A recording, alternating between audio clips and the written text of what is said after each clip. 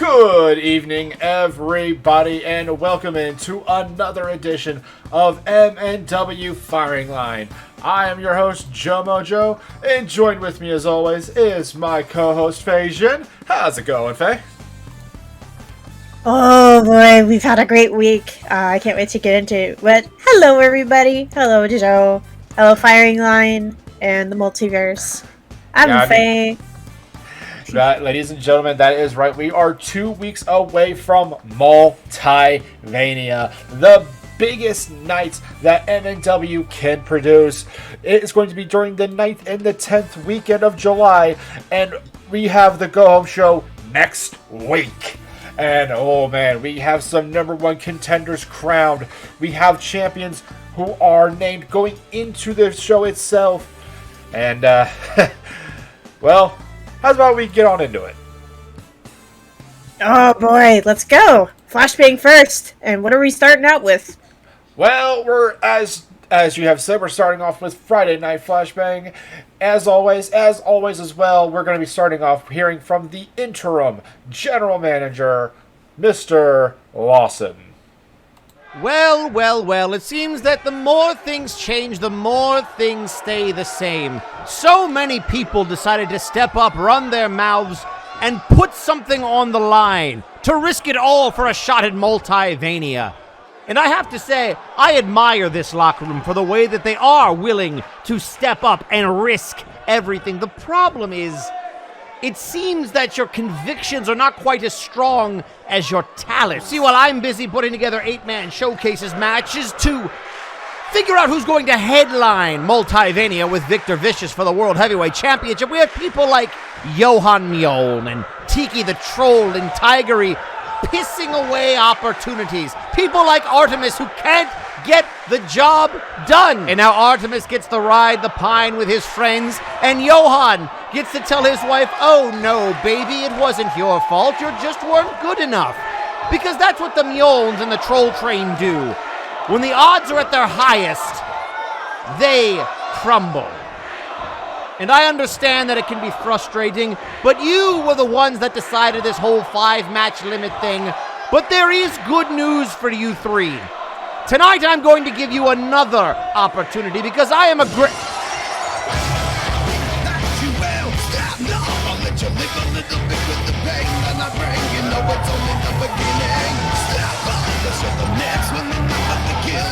They say that those who bark loudest have the least to back it up, the weakest bite. But Mr. Lawson, you seem to be pointing a lot of fingers when you know you've been stacking the deck all along.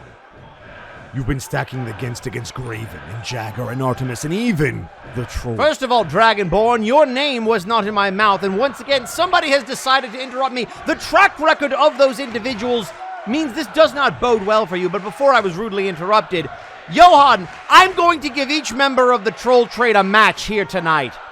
And if you can win all three, it will put you back on the road to Multivania. You see, Wiley, you shouldn't have interrupted. It was a good thing. I am not out here for them. I am out here for me. Because I need you to do something for me. Since Artemis and Jagger and Graven and Jack Andrews have been screwed with no repercussions, I believe it is time for me to rectify this dishonor. Sorry, I didn't hear a word you said. As I was saying, later tonight, Tigery, you will go one-on-one with a hand-picked opponent of my choosing. And if you win, then Tiki the Troll will go 2-on-1 with the Cyberbots. You know, since Johan is preoccupied tonight, and if your two teammates win, Johan, I'll give you Suicide Gemini. Mr. Lawson, I have shown you nothing but respect, but you will acknowledge me in this ring when I stand before you. I'm issuing a challenge to you here tonight. Kathjina and her little pawns, those mercenaries, versus a team of my choosing. You know what, Wiley? I feel like we've been down this road before. So let's put some stakes on it if you want yet another match against Kathjina. Let's see. How about you and your partners have to also put up your Multivania opportunities on the line, which means No 8-man showcase. I'll do you one better. I've spoken to the Time Bandits and to Electro Reality. If we lose, I'm willing to give the Mercs a title opportunity at the winner of tonight's main event at Multivania. And Kevgina can be in that showcase match. All you have to do is make the match. Kevgina in the showcase and the Mercs with a tag title opportunity against the winner at Multivania. You know what, Wiley? You're on. Why not? I will look forward to you and whoever you can drudge up getting your behinds kicked, because I've noticed a pattern and I don't think you're going to break it. I am going to break it. And Mr. Lawson, before you get so high and mighty, if I win, then Jagger gets his hands on Kevgina at Multivania. Jack Andrews is in the showcase.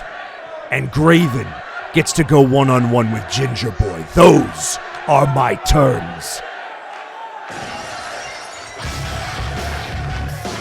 Wow! Ladies and gentlemen, a blockbuster laid down by Wiley. A blockbuster indeed. Whew. So, okay, let's start at the beginning. So later on in the night, we're gonna have Taigiri and Tiki the Troll in action. If Taigiri wins, Tiki the Troll has to take on the Cyberbots in a 2-on-1 scenario. That's fair. And if Tiki wins, Johan gets Suicide Gemini. I think later on in the night was the implication. So, I mean, and then Wiley pretty much threw down another gauntlet himself. A team of his choosing against a team of Kathgina's choosing. Multiple Multivania opportunities are on the line here. Man, the Flashbang roster loves to gamble, it seems. Well, when you've got mercenaries, you got bandits, we got quite a lot running around on Flashbang for Friday nights. But we're gonna have to see later on in the night whether Taigiri gets that. First off, if she gets that match, who is she gonna be up against? And then that has a lot of implications for the Troll Train. The pressure is on, and Multivania is only a couple weeks away, ladies and gentlemen. Only a few weeks, I mean, and this is not the time to be gambling your spot. Like, let's just say that. But Wiley's determined. His team was also determined enough to agree to it. But before we get into that, let's get into our Flashbang promo of the week. Now, this was a response to a certain matchup in the week previous. That was our moment of the week. Ladies and gentlemen, the Soul Train. 2! Finally! Moira broke the streak! Good lord, who put this hole in this wall? Damn it! Hell of a fight, Taigiri. So sorry for the loss. I made you a mixtape with all my favorite songs on it. You still got a cassette player, right? Oh, Taigiri, I'm so sorry. Where is he? I'm right here. Looks like Moira kicked your jaw a little too hard. Looks swollen. Here, let me help with that. You saw? Yeah, I saw. Are you mad at me? Don't you, for a second, ever think I could ever be mad at you?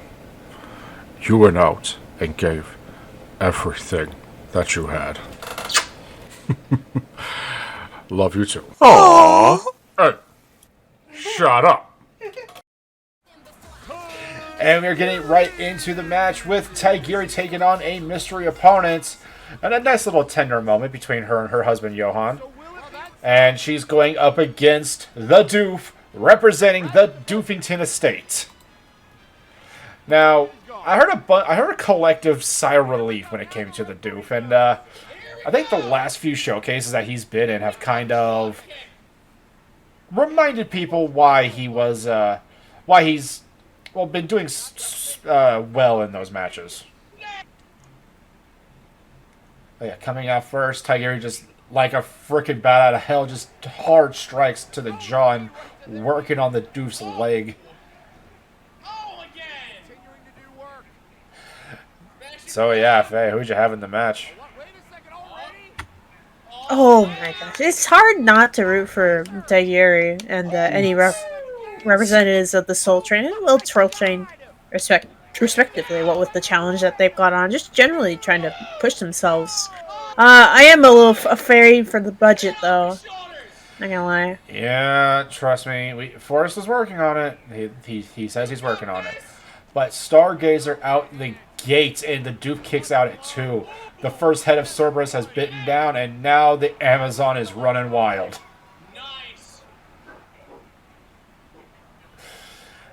God. Like, I swear, Lawson has been loving to stack the odds. Apologies for Brad in the background, ladies and gentlemen, if you can hear that. Anyway, so Lawson has been loving to stack the odds against people as of late, but not more so. I mean, I guess not more so than the Troll Train, even though he's been stacking the odds against Brawl Kaiser for months now. I want to say since before Multiverse last year.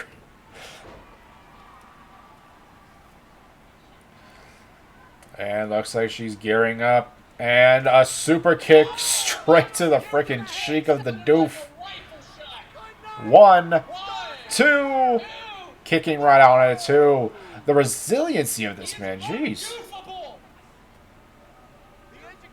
But yeah, in the match itself, Doof was getting in a whole lot of offense and got a lot of close calls when it against the Amazon proper. But if we've been talking about Doof's resiliency, we have to kind of match it with Tigeri's, because she's like of the Troll Train, she hits about as hard as her husband Johan, but she is definitely like, I think a lot of people compare her to like a light tank.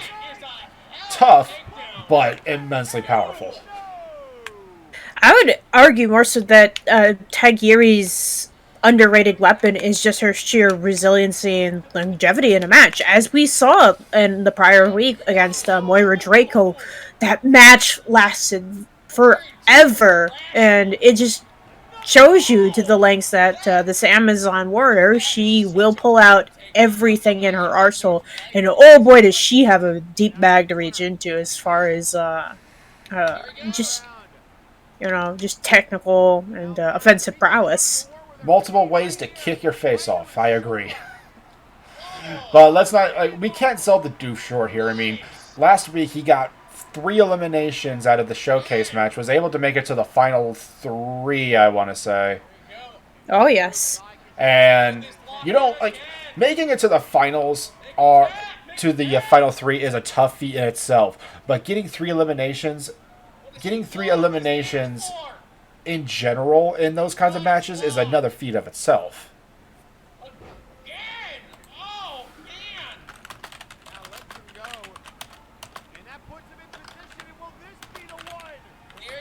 Well, of course, there's the longevity of a showcase, but there's also just a one-on-one. You got one person to worry about. You cannot keep your eyes off of them for a second.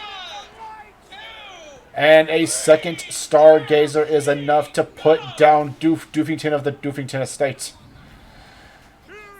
And ladies and gentlemen, your winner, Tigeri.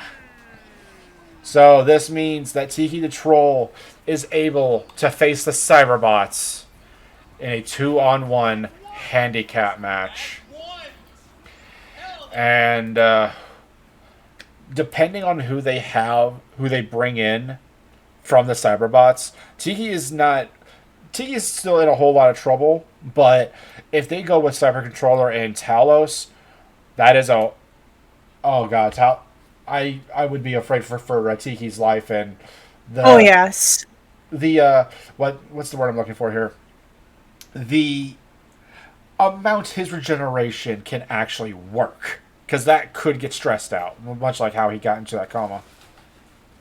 Even so, stressing out regenerative abilities like that's kind of exactly what the Cyberbots would be looking for. That team, people, I don't think it's talked about enough how much of an advantage they have over the roster, in that with every match they can refine themselves and just get stronger. And yeah, you were right. You're very right, Joe. When the Cyberbots were announced as the opponents they would be facing, people's immediate thoughts went, "Oh no, Talos Sid. Yeah, the walking elephant in the room, no pun intended, but still, like, he is undefeated, unpinned, unsubmitted in Flashbang still. I think he only has like a small record of like 3 wins right now, but that's still enough. I mean, hell, freaking Satyrus Basilicus, or is it Lapris Minotaurus? It's Lapris Minotaurus. Hell, Lapris Minotaurus is still undefeated himself, and he is used very sparingly, which is a smart idea. It's a smart move from Mizuki's end of things. You don't want to show your entire hand and have your pretty much your biggest threat get studied against. Satyrus or Labras being undefeated? Because I know Satyrus is. Satyrus is the white-furred one, right? I keep getting them mixed up. That's Satyrus is the brown furred. Okay, it is Satyrus then. I do this all the time. Yeah.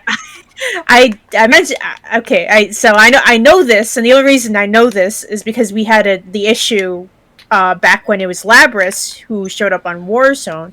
We had to clarify. Oh no, it was Labras who was in the ring with the white fur, and he was pinned. He was pinned. Satyrus, however, is undefeated. Yeah, Satyrus, his brother, is undefeated. Man. I'm having a freaking, having a night. Anyway, but yeah, still though. So, we're going to go right on ahead and get into that match, ladies and gentlemen. We have the Cyberbots of the Cyber Controller and Cool J. Kyo. Yo, Kyo, it's not Talos. Yeah, this is but Tiki did not come in alone. He brought his girlfriend TK. The Soul Train is on the track, and this is a tag match. So I could not tell you how much of a relief that I saw the Twitch chat when freaking TK came out with her boyfriend Tiki. This isn't going to be confusing whatsoever.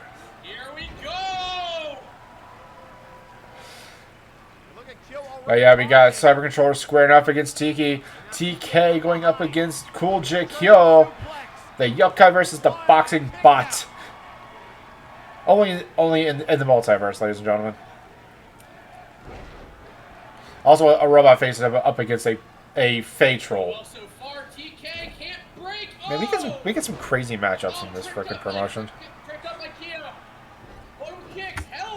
Oh yes, we do. It's only going to get crazier.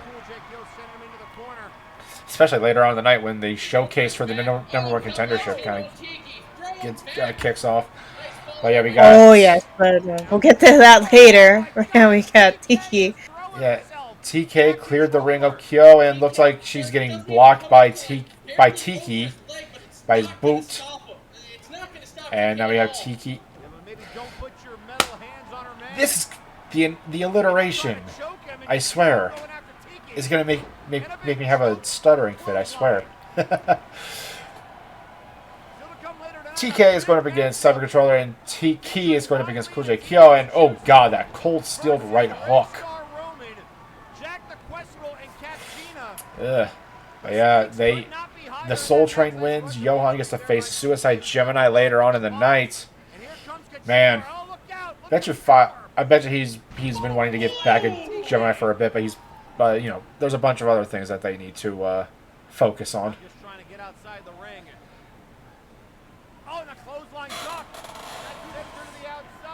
And here we see the ring cleared from TK. TK kind of getting the boots.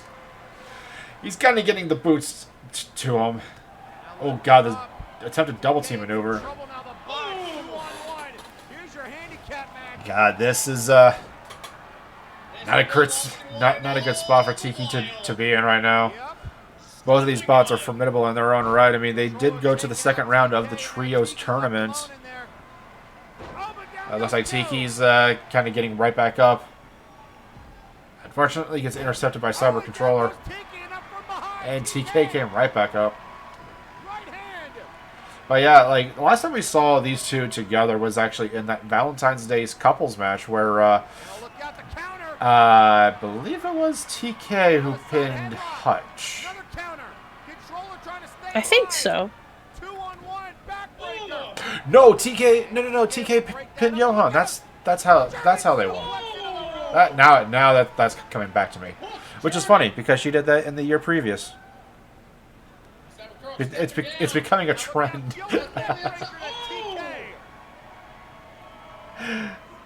Or just a funny coincidence, honestly. And here we see both the Cyberbots kind of trying to section off the section off the Yokai Ghost. If these two can win this match, Johan is going to get his hands on Gemini. Oh God, slamming her face up against the frickin' side of the apron, right on the snoot too. Oh God, that frickin' right hook into that suplex. Jeez.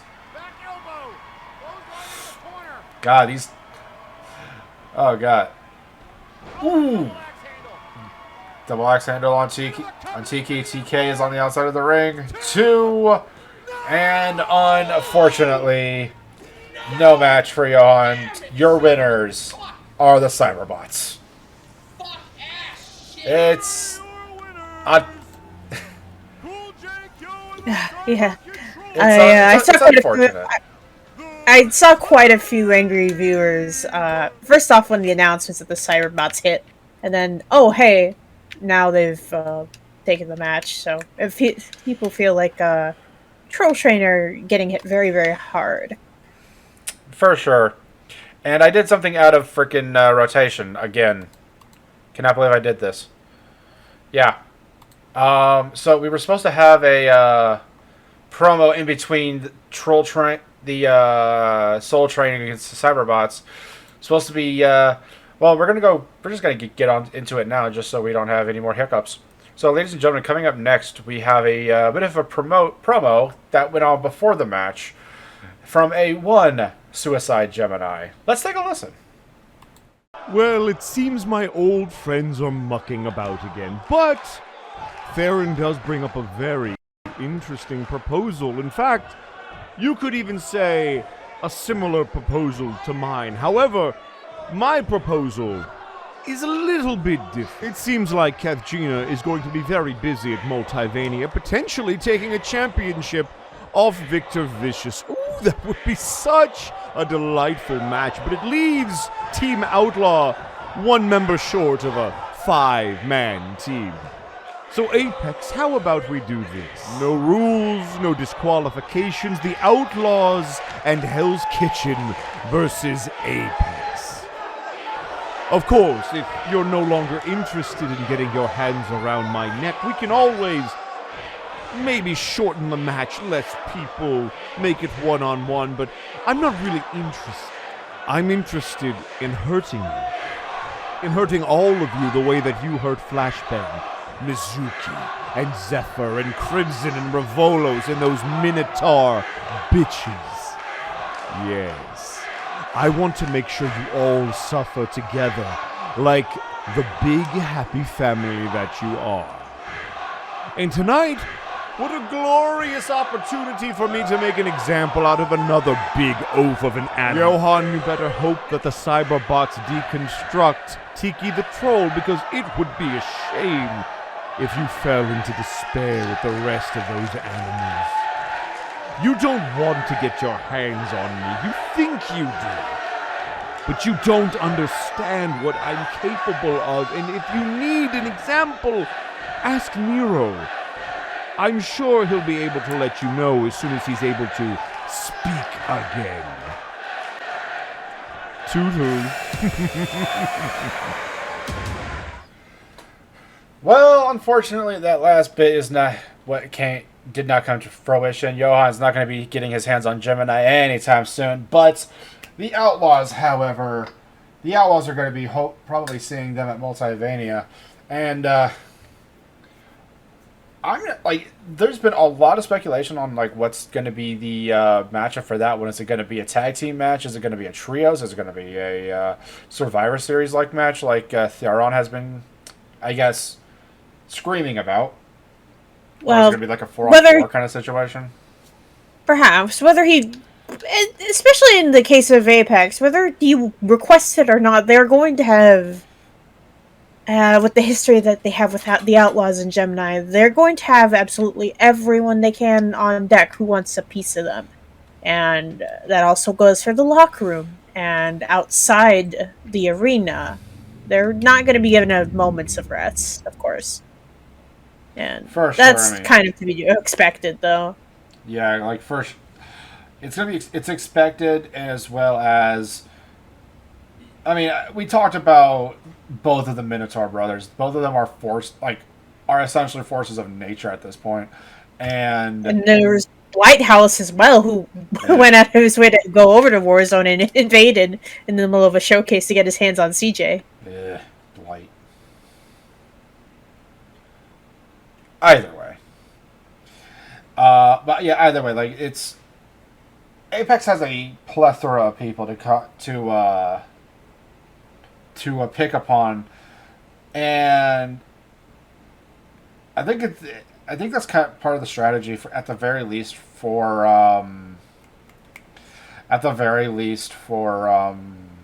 the Outlaws to go up against, because they don't know who they're going to be facing, whereas like Apex, they know who it is. It's definitely going to be Gemini, definitely going to be Theron, definitely going to be CJR, possibly Manatee, and then possibly a fifth member. Who knows?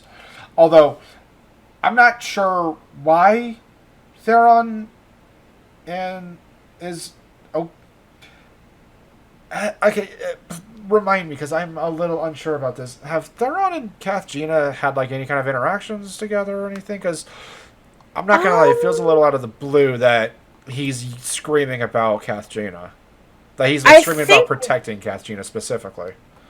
I'm not quite sure on that. I think it might more so have to do that with Gemini is his friend, or like he's kind of friends with the Outlaws. I mean, they've literally worked together and all that. And then Kathgina has been very good friends, I would say, with Gemini. If they're they're one tag victories, anything to go by. They just generally all seem like it's kind of. I think it's more so if they're all in the same boat type of deal. They're all gonna have to deal with like these specific members. Kathgina doesn't, I think, really like the people going after Suicide Gemini, which does kind of put her in the boat of Apex might deal with you, and it doesn't help that bounties have been posted now and then. But not to go off tangent too far. I'm sure it'll be explained more in detail, possibly tomorrow night, possibly the day of Multivania. We're gonna just have to wait and see, frankly, because anything can happen with that, and Apex is always going to be ready. They could easily just tag one member out for the other. Mizuki is very certain and very confident in Apex's training, and I would be too if I was her. Yeah, for sure. But we, speaking of Kathgina, we have a match with a team of her choosing going up against a team of Wiley's choosing. And it looks like Kathgina, with her Faye fuckery robe, brought in the mercs of Red Star Roman and Jack the Questionable. And then here we have the Dragonborn, the former Intercontinental Champion himself, Wiley. One of his, and then here coming in next is his tag partner, Magic. Which I'm actually kind of surprised Magic agreed to this. Granted, anything to mess around with the Fae folk. And then coming in third, a returning Burnout Vaughn.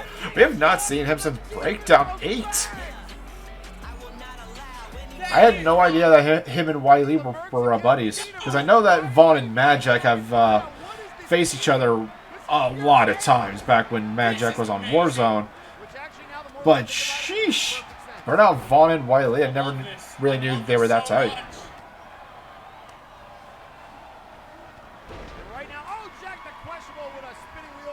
And starting off, we have the Mercs and Kathgina kind of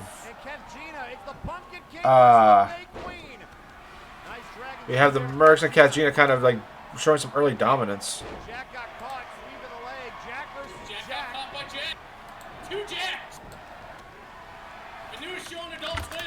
This was a hell of a matchup. People were not expecting necessarily Mad Jack, and definitely not Burnout Vaughn. So when that music kicked out and both of those men actually showed up, there was quite the discussion going on. They were like, "Oh, what was the reason for that?"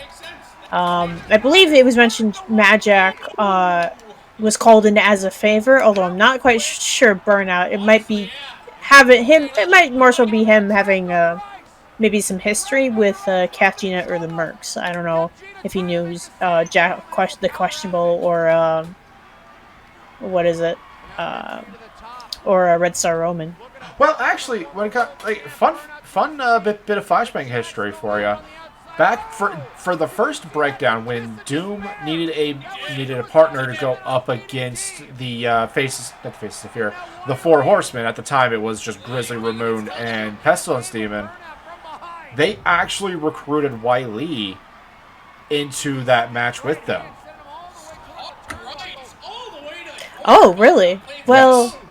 if you think about it, then that makes sense, actually, calling in Magic as a favor, because this isn't just to allow Jagger Blackthorn to get his hands on Katina.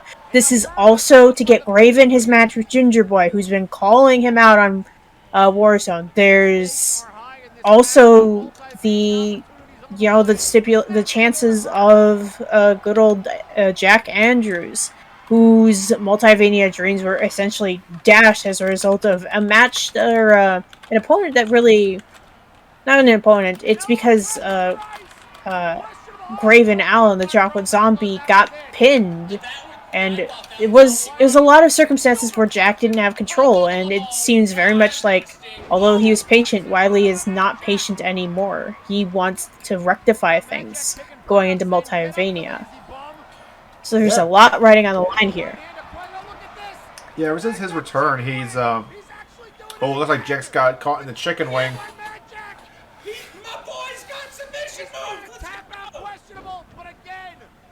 Oh, looks like he was trying to tap out Jack the Crusher with a chicken wing. That's El Pollo's move, so little cheeky thing there. I completely forgot what we were talking about. I'm so sorry. Just generally the history of Wiley's team partners, as well as the history of those who he's been going up against.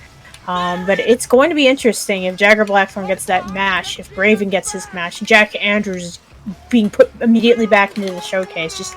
There's just so much. And Artemis will also be back. Well, you say that, but a White Lotus and your winners, Mad Jack, Burnout Vaughn, and the Dragonborn Lee. So this does mean Jack Andrews is in the showcase later on in the night. Graven is going to face Ginger Boy at Multivania. Jagger and Kathgina square off at Multivania as well. I mean, Wiley in one fell swoop and in under like 6 minutes just saved the Multivania potentials of 4 individuals. This will be interesting, especially seeing how, given that he partnered up with Mad Jack and Burnout Vaughn, what are their directions from here? And I guess the same could be said for Wiley. What's next for them? Yeah, I'm kind of curious if Burnout Vaughn is going to be a part of the roster, because he's been used as a part-timer, coming in when needed. And like I said, we've only ever seen him not only last week, but also during Breakdown 8 when he was in that Road to Multivania showcase match. So That's true, yeah. People have been kind of curious, is he on the road to retirement? What's going on with that? So maybe we'll get some answers in the future. We'll see. A guy like Burnout Vaughn definitely feels like he wants to go out on one big match, But I don't, personally speaking, I would love to see Burnout Vaughn go up against guys like Victor Vicious. I mean, just pick a member of Vaporwave that he can just destroy not only on the mic but also in the ring. The fun, creative names that he can call Apollo Hades. Just imagine it. Speaking of Apollo Hades, we're going to see more from that later on the night. But any other final thoughts after that match, Joe? We get to see Graven against Ginger Boy, and I'm looking forward to that in 2 weeks' time. But until then, with 4 individuals as Multivania saved, we are going to have to go into, well, we're going to have to go into our number 1 contender showcase match. The winner of this match goes on to face Victor Vicious in one of the nights, in one of the main events at Multivania. First to come down to the ring is a former contender himself, Spike of the Bone Warriors. Coming in second, we have the Creation representing House Caliban. Coming in third, representing the Cartel, Nitzig Gunk Gobbler. Coming in fourth, the Black Prince, who we heard was going to be in this match if Wiley won, Jack Andrews. Coming in next, DeLuna, 13th of his name.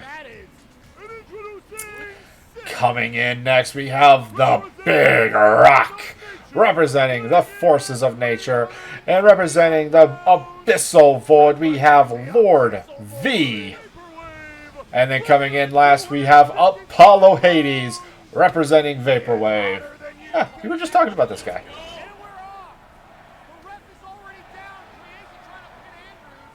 So here we got Spike squaring up against DeLuna, V going up against Apollo Hades, the giants among men, the fucking hoss fight of Nixie Gunk Gobbler against Big Rock, and we got Jack Andrews going up against Christopher Caliban, the Creation.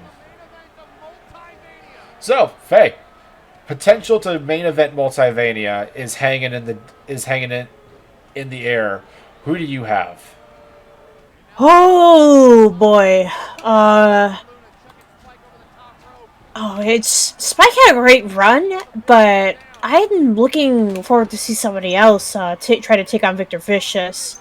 I mean, there's always, of course, Jack Andrews, who has been determined to main event Multivania, and Apollo Hades, I didn't see that one coming, admittedly, when I tuned into this match.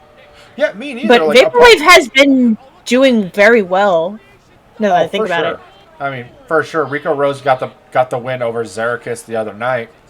And, I mean, I would love to see Christopher Caliban go up against Victor Vicious. But, I mean, as well as Big Rock, both men have had world title shots in the past. I mean, Spike is I have to agree with Lawson. I feel like that we've actually ran into the Spike wall one too many times. They gave everything that they could. Pulled out every trick they had in that cage Iron Man match. And legitimately speaking, the one I had for this match going in, and I've been singing his praises ever since he was announced as one of the competitors in the C101 tournament, Jack Andrews. He's very underrated, and I mean, to go from pretty much a guy who believes his own hype to this cold, sinister badass, essentially. And here we have Big Rock eliminated from the match. But here's one thing that I have to bring up. Oh God, hang on! Spike pile driver right onto Apollo Hades. 1, 2, 3. Apollo Hades has been eliminated. And that's... Okay, so back to my original thought. The thing about this is, if Jack Andrews wins, main events Multivania, and let's hypothetically say that he has won that match and becomes the World Heavyweight Champion, his contract is up at Multivania. He will be considered a free agent, and if he beats Victor for the title, not only would he be a free agent, he would be a free agent with a belt around his waist. That is a dangerous scenario for the company. Yes, absolutely. So it'll be a question of if there will be any changes to make sure their new champion would want to stay. And you could say the same, really, for anybody else who wins the belt. Like, I mean, sure, you've got you got Apollo Hades, you've got Spike. I mean, and they are not necessarily as vocal against Lawson and the Brass, but that could change literally any day. People are not fond of a lot of the changes that have been happening lately. So it could happen with any of their workers. And that's a very dangerous situation to put yourself in, especially with nearly losing half of the roster that had been interested in Multiverse in the first place. Well, at the very least, their them being at Multivania, their potential to be at Multivania has been saved. But we actually had Jack Andrews lock in the Dragon Sleeper Romero special hybrid to tap out Christopher Caliban, and then here we see DeLuna going up against Jack. Also, I made a flub. Apollo Hades was not eliminated earlier. Yeah, it was Christopher Caliban. Yes. I was talking about before that. But yeah, Spike setting up. Oh god, that stun gun. Although I will say, DeLuna winning this match would be an interesting matchup. Power and cunning against Lucha Libre, Lucha Libre, fighting style and whatnot. Well, unfortunately, that's been dashed. Oh god, the low blow onto Spike right in the voodoo dolls. But yeah, either one of these two would be an interesting matchup. We've seen Spike and Victor a lot, yes, but I still think that Spike might have one more trick left to pull. And even so, no, go ahead.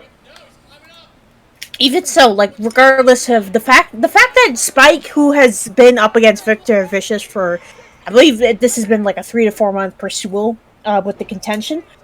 Even so, despite the fact that they might have pulled everything out of their bags, the fact that you are putting someone who can go dead even with your world champ. He went dead even with Victor. They didn't win. Neither of them won. Victor just maintained the belt. If you can prove you can go up against a man who is arguably equal to Victor in strength, that says a lot about you going to Multivania, regardless of who else comes out of this match. For sure. And then so, ladies and gentlemen, the final two, Apollo Hades and Jack Andrews. Now, we said anytime there's ever been a showcase match, getting to the final two is one thing, but winning, that's an entirely different beast. So the fact that these two survived to get here is a feat in of itself. But what's on the line here? Speaking of what's on the line, Jack Andrews throwing his body on the line, throwing Apollo into the barricade. Right after the C101 was up, he made a proclamation that he will main event Multivania. Is this going to be his time? 1, 2, 3. He promised it, and he is going to see it through. Ladies and gentlemen, your winner and the #1 contender for the World Heavyweight title, the Black Prince, Jack Andrews. But it's like we said earlier on in the night, we are in a very precarious situation because not only is he going to be in the main event, but if Jack Andrews wins, he is going to be the World Heavyweight Champion as a free agent, being able to defend it wherever and whenever he pleases. Hell, he could show up in KMW, he can show up in New Nexus Professional Wrestling with the title and just defend it anywhere. He could do whatever and whenever, and that is a dangerous position for MNW as a company. But yeah, so personally speaking, I do hope he wins and resigns, because then it would prove the potential that, personally speaking, I have seen in him this entire time. Y'all have heard me go on about how awesome Jack Andrews is for months now. Ever since he got announced for the C101, and he actually got some form of recognition. Nexus Noah Professional Wrestling. Thanks, Mike Casterson. I forgot they went through a bit of a name change. Yes, they are currently in a rebrand. Mike Casterson's currently in chat. He's the owner. Anyway, so we've had enough talk about potential title shots. Let's get into a tag team title shot. We have Electro Reality, the VR Junkie, and Electro Man coming down to the ring, going up against the World Tag Team Champions, the Time Bandits, Sandman, and Thunderbolt. Something Thunderbolt. And that's what it's all for, ladies and gentlemen. The World Tag Team Championship. Flashbang's top tag team. And I cannot think of anybody else to face the Time Bandits right now than Electro Reality. They have been on an upward swing as of late.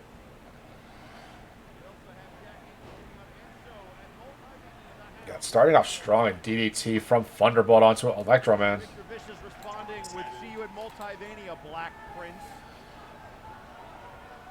And here we go, Rabbit. It's what it's all about, man. Electro Man. I gotta say, it was very satisfying seeing that all this payoff, all the fine tuning, all the essentially just the training that Electro Reality has put into fine tuning their craft, their teamwork together has just led in this great payoff. And for the Time Bandits, this is going to be a very proper match. Like as far as I recall, there hasn't been any fuckery. There hasn't been any cheating, and no hits were put out on anybody. It's just a straight tag team match. You said no fuckery, but literally as you were saying that, there was. Yeah, unfortunately. The invisible person that freaking VR Junkie sees all the time is helping out a little bit in this dire situation to go into Multivania as the champions. It was it was nice. I'm trying to speak of honor while I could. It reminds me of the I think it was Thunderbolt who got flipped over by something invisible like a few months back as well. Yeah, actually, I remember that explicitly because that was a Nexus moment. It was Matrix tagging in Nortia. Yep, and then just Thunderbolt just being thrown up, but hopefully no more fuckery, or at least not while Sandman has anything to say about it. For sure, I mean.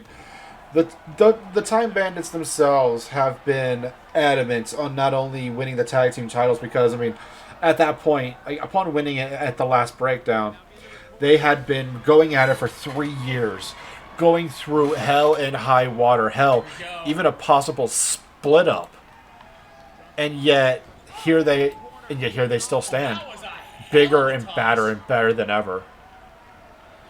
God damn, they've actually been through a lot within 3 years. It's felt like longer.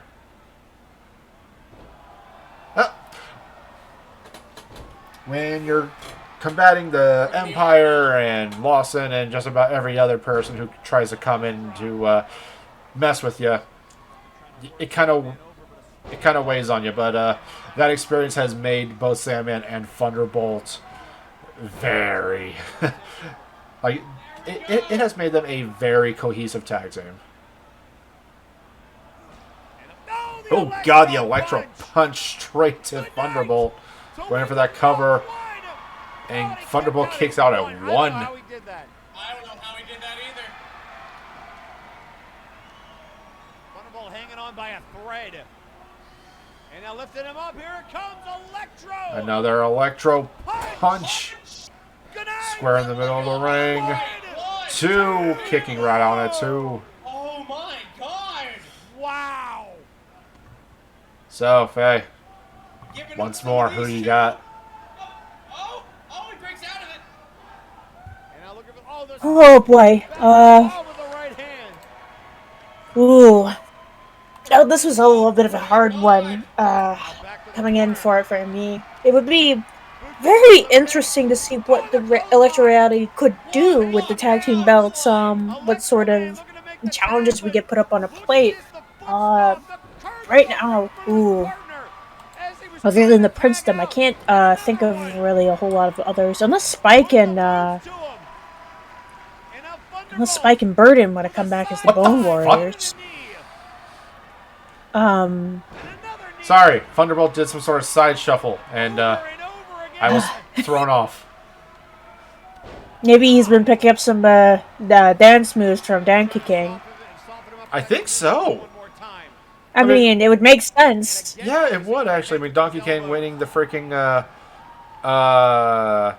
dance-off at last year's Multiverse. I mean, showing the Highwayman a couple of moves.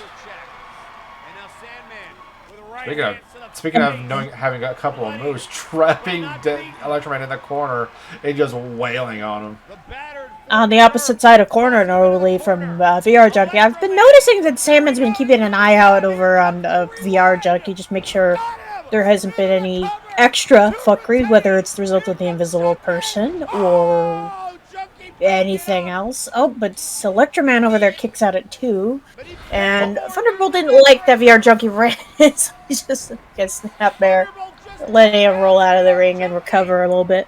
Well, I will say, cutting the ring in half and kind of keeping your opponent to your side while you and your partner work on one person, kind of singling him out, that's a very classic tag team move. And now Electro Man might be out of time. And watch out for the ropes. 2, 3. Oh no, 2.5. Looks like Salmon's got another one loaded in the chamber.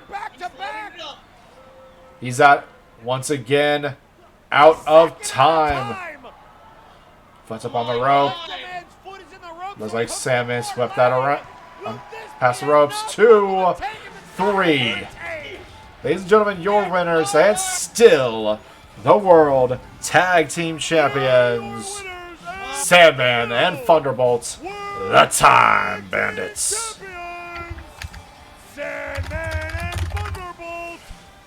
That is a big win for the Time Bandits. A big win. I mean, for the entirety of House Caliban.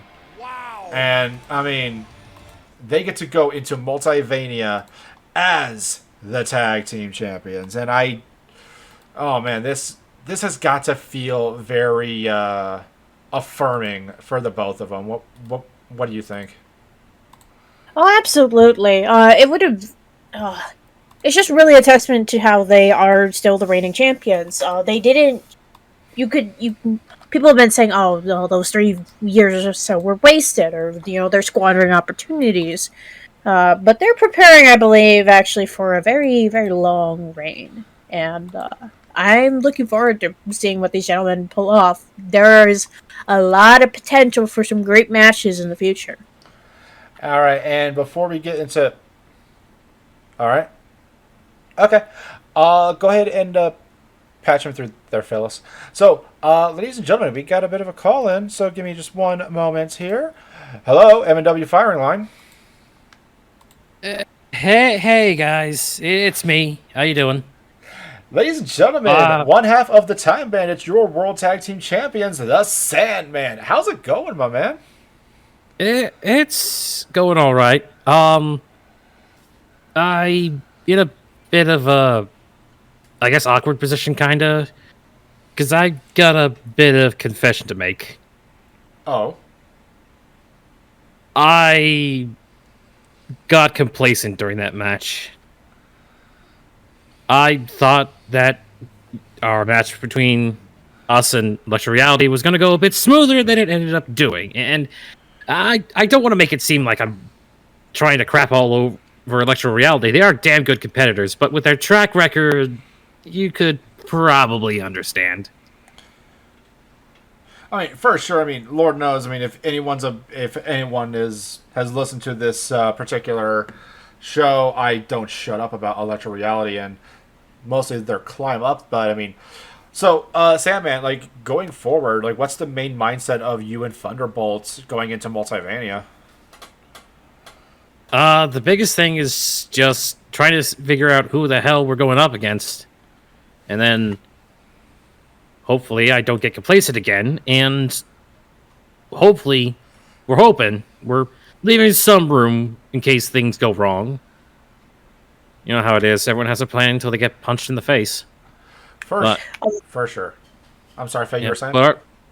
Although, speaking of plans, as far as, I suppose, as an official statement from the Time Bandits, or at least on the behalf of yourself, Sandman, if you could pick any tag teams, regardless of roster, who would you want to put those belts up against?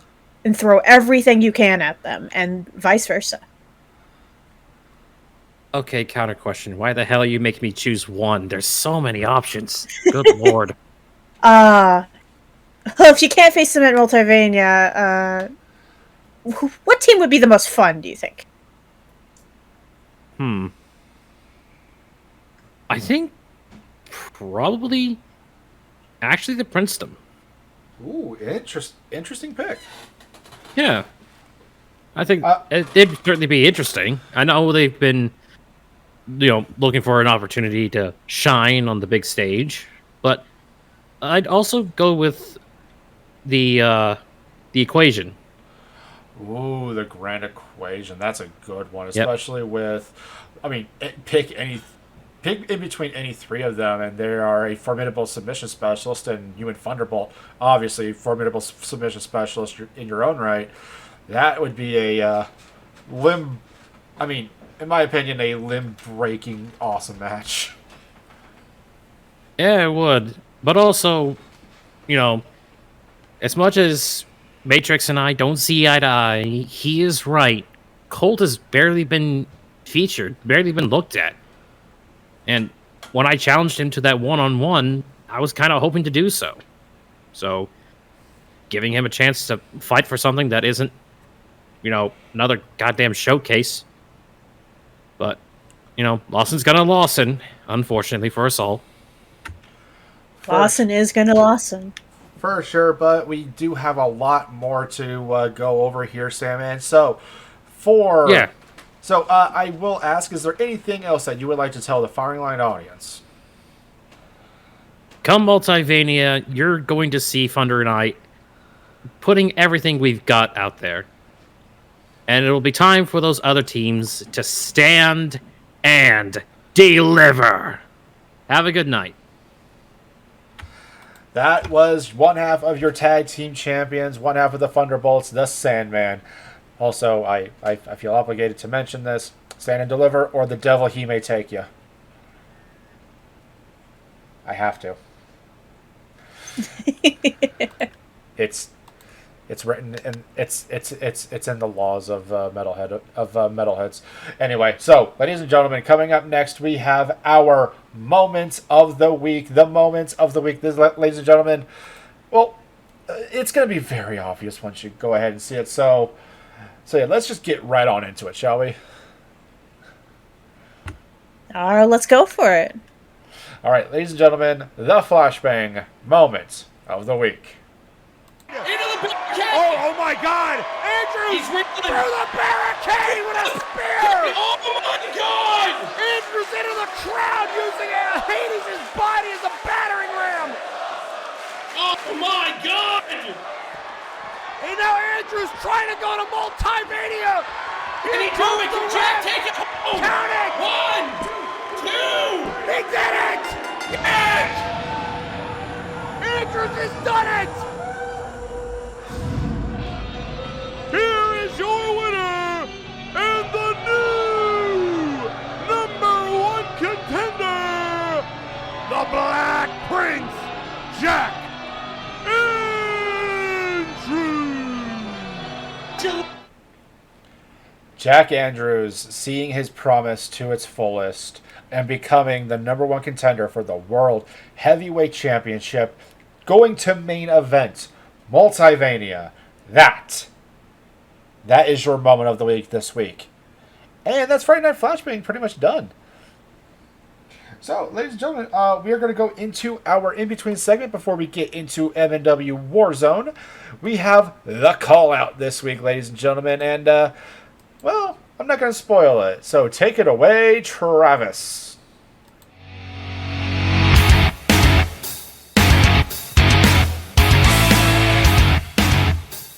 Hello there, my name is Travis, and welcome back to the Callout. Tonight, I have myself the Champions Calls. That's right, for the next little while, the Callout is going to be interviewing the champions you're going to be seeing in Multiverse, and I thought I would start with the big man himself from the Flashbang side. He is Victor Vicious.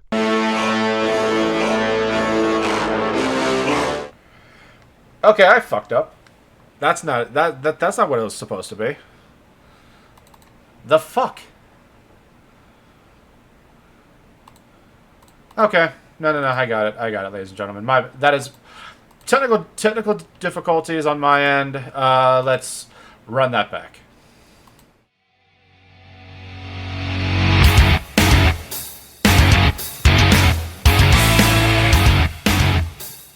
Hello there and welcome back here to the Callout. My name is Travis and tonight I have another champion getting ready for Multiverse. He's one half of the Time Bandits and he's your World Flashbang Tag Team Champion. It is the Sandman. We are the omen in the sky.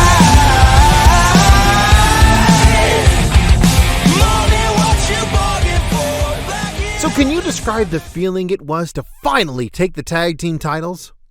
Honestly, I don't even know if I can describe how good it feels. 3 years. 3 damn hard years. Just trying to even get to this point. Finally, we got our validation.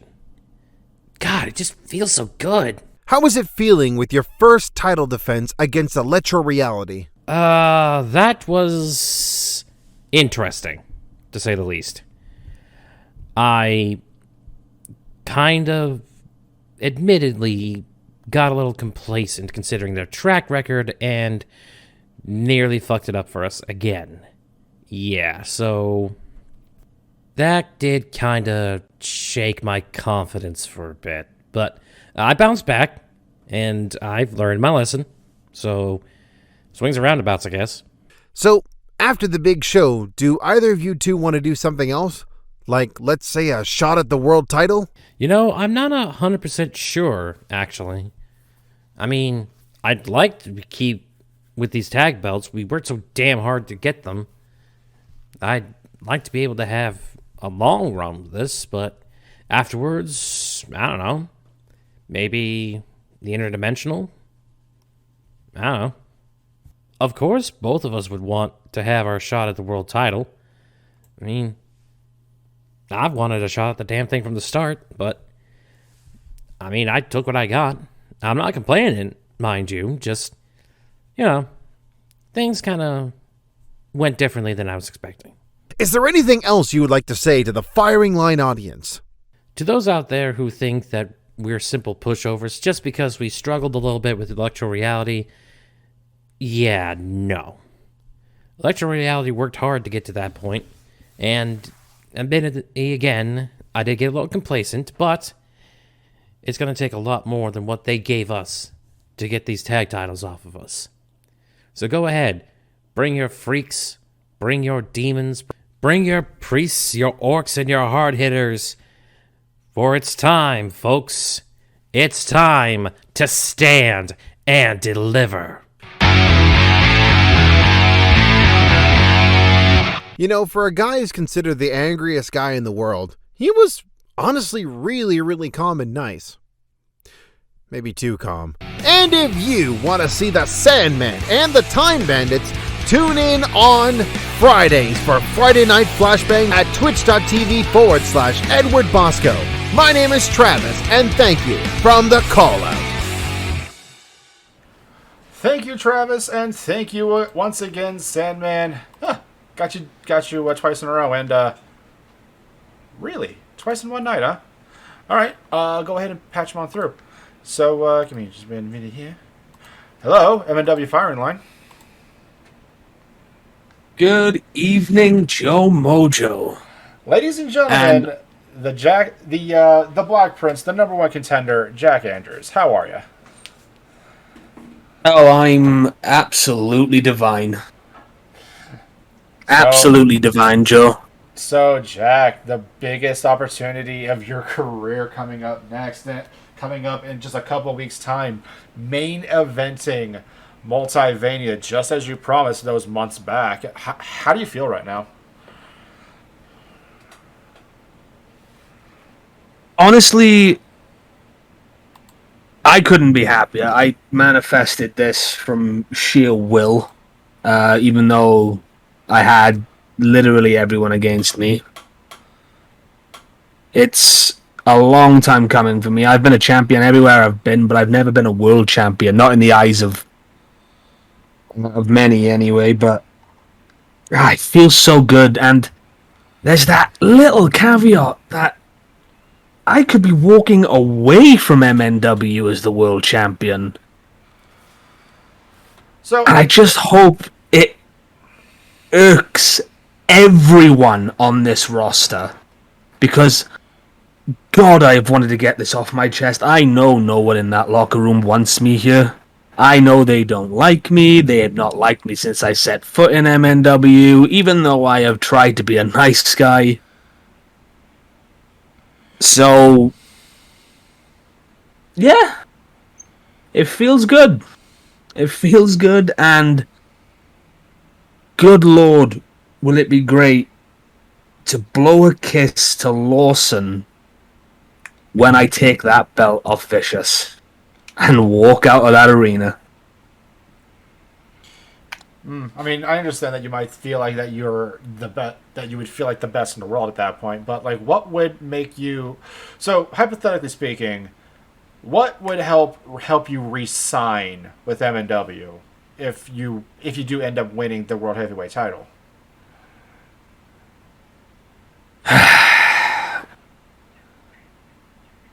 What would make me re-sign? Well, I guess Lawson would have to go. The brass would have to go. Hell must freeze over, and pigs have got to fly. You see, I feel like it's not as impossible as you're letting it on. Because Joe, if you Joe, think in about all it, seriousness, you would be at the top of the world, man. In all seriousness, look, I get it. Okay, I got a lot to think about business-wise. I got a lot to think about personal-wise. But as of late, MNW, it is not a working environment that a lot of people want to be here for. And like I said, I'm not the most liked in the locker room. I could see the looks. I know a lot of people. Hell, half the people don't even want to work with me half the time. I get it. Maybe I will resign. Maybe the euphoria of winning it on MNW's grandest stage will be great. But time will tell. Sorry, that's not gimmick infringement on Sandman. Well, despite the misgivings of the locker room, one thing you will certainly be able to say for yourself is that you did it pretty much through your own tenacity and force of will.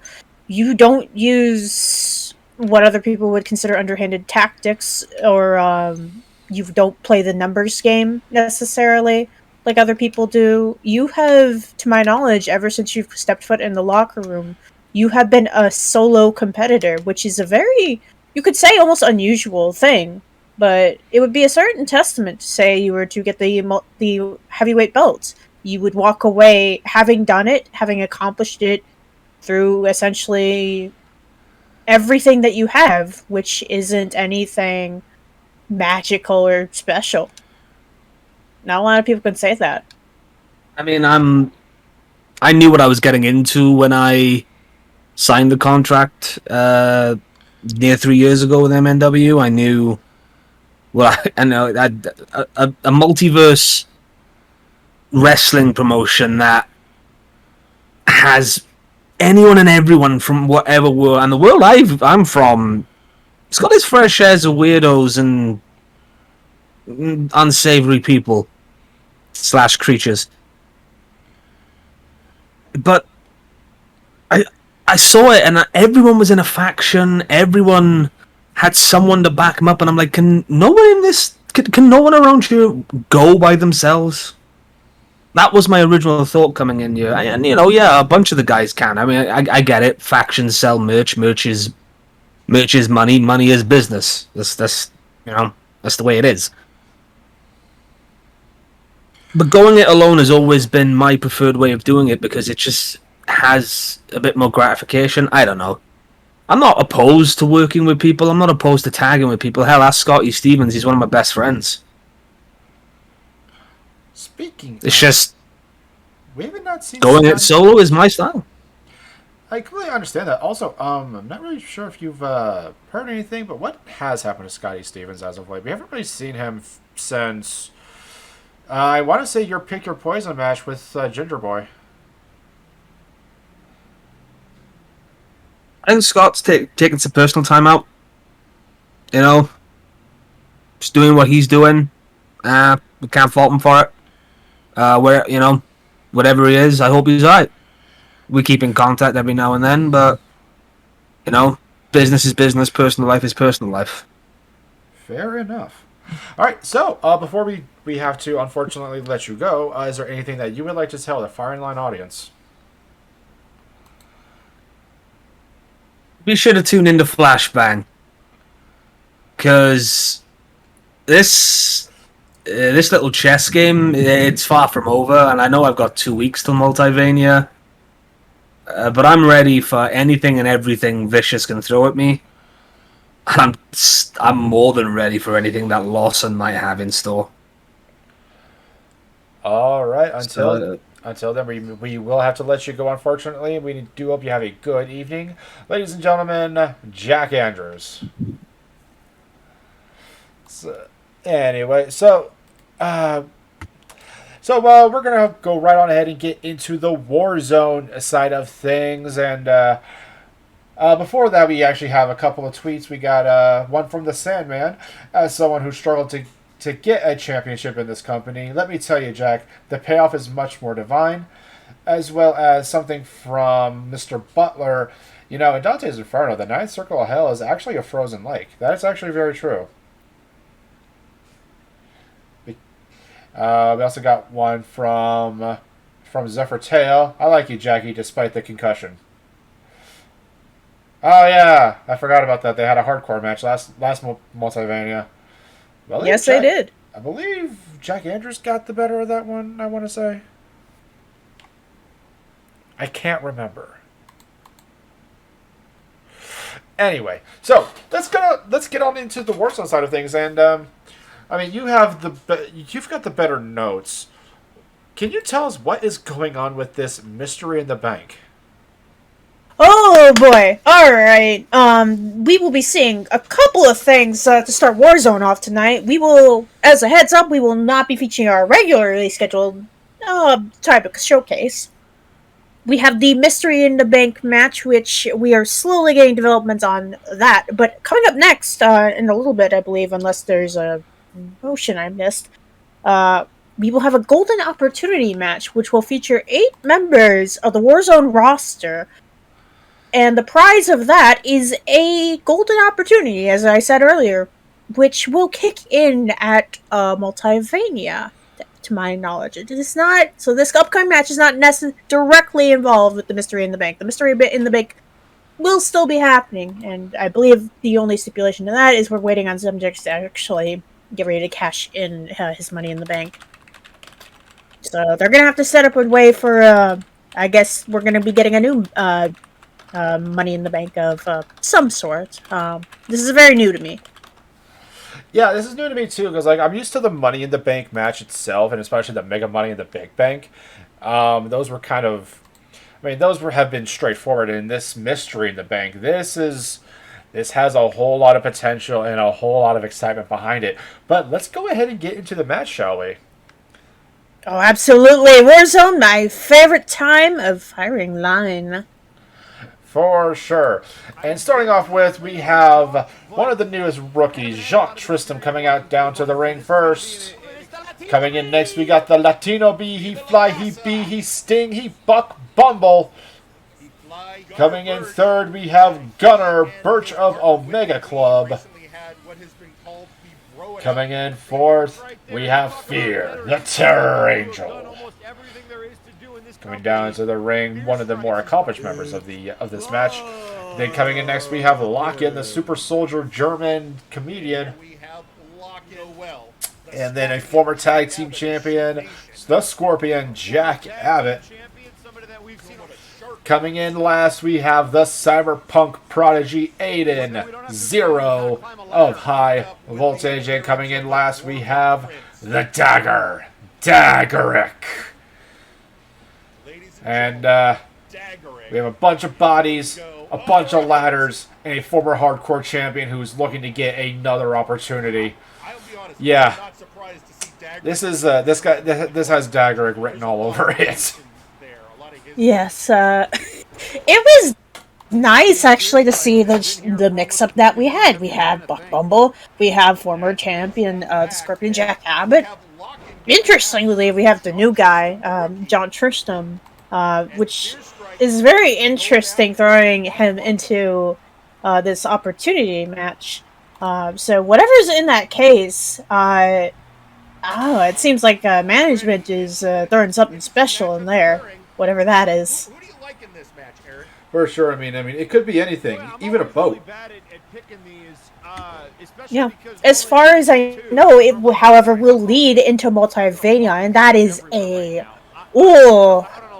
is has a lot of big implications. That could boost anybody's career, anyone that you're seeing standing in this ring. So all that matters is they got to get to the top of the ladder first. Claim it. For sure. I mean, for a bunch of these guys, that it would be their first Multiverse. Lock-In, Buck, Gunner, Jaunt. It would be their very first opportunity to get into the biggest show of the year of Multiverse. Whereas the Scorpion, Jack Abbott, Daggerick, Aiden, Fear, they have been to this. They have been to the biggest stage. They have done the song and dance. Hell, Aiden's biggest moment of his career, arguably the biggest moment of his career, was at Multiverse when he pinned his old foe, Louis McDonald, to win the Nexus Titan Championship. Absolutely. So we can be seeing careers skyrocket as direct repercussions of whatever's in that case. And as far as what's in the case, there is a form of a contract, to my knowledge. It's something that will come into play at Multiverse, according to Jerry Aldini. Although he knows more details of it, and I suspect we will get more details in the future. For sure, because like when it comes to situations like this, Jerry does love to keep it under wraps because the reveal is that much better. You don't want to show your entire hand at the starting gate. That was two metaphors in one, and I didn't make sense. At the start of it, you don't want to just play your entire hand, because at least that. I mean, what are people going to be looking forward to? And here we have Buck Bumble trying to ascend up to the ladder. You figure he'd try and fly up there, but you know what? Buck Bumble's a very honorable individual. He would definitely not try anything like that. Looks like a Lock-In. He does fly, but he also stings. Viva la raza. And we got Lock-In trying to, oh god, smacking him in the stinger. Ouch! So rude. That's it, Lock-In hit him in the stinger. You know, this is actually a thing that I just thought of. I understand that Buck is a bumblebee, but is he the kind of bumblebee that, like, if he loses his stinger, that he's not going to be with us anymore? Let's not find out. I was gonna say, because if so, I would like to put like a plastic case around that stinger. I love Buck. He's a good bean. Oh god, imagine it would just get stuck in a piece of lighting equipment. Oh god, that'd be horrible. That would be terrible. Yeah, let's not talk about that. Yeah, because we have assholes who will get ideas. Exactly. And honestly, speaking of getting ideas, Daggerick is at the top of the ladder. And ladies and gentlemen, your winner of this showcase, the Dagger, Daggerick. I mean, I did say this match was tailor-made for him. Weapons abound, bodies everywhere. There it is. That golden and here he shows that he is at the top of this particular hill. I suppose the better way to think of it is Dagrick has a golden ticket to something in Multiverse, which we will have to learn more of when eventually he cashes it in. Because there is something in the briefcase, but as to the contents, right now only Jerry, the Brass, and Dagrick know. So he could explain what he's going after, or he could just keep it to himself and just wait until Multiverse. We did have Eric Jenerickson of Flashbang actually on commentary for Warzone on the showing this for this Warzone. And it could be any kind of belt, although Jerry hasn't necessarily denied that it could be any belt. It is a contract to something, hopefully not being fired. So, are you saying that he's got the golden ticket? He's got a golden chance to make his way? Yes. I think golden ticket's easier to say than golden opportunity, to be fair. Listen, anything to reference the good Willy Wonka in the Chocolate Factory, I will take. Also, we got something from Mr. Butler saying only honeybees die after they sting, and he looks like a bumblebee. Okay, so it's the bumblebee. That's fine. Good to know. But speaking of Mr. Butler, we actually have a couple of words from his boss, Sir Uncle Dunk, and I'm not gonna lie, ladies and gentlemen, I did not expect what was about to be said. So let's kind of quit talking. Let's get on down to the ring. Yes, yes, you may heap your praise as you see fit. I will accept all tithes and offerings. But that's not why I'm here right now. No, I have something very, very important to address. It's very personal. So please respect what you're about to hear. Now, I know that not everyone has agreed with the path I took ever since the Republic fell, even though I did what I had to do to rebuild.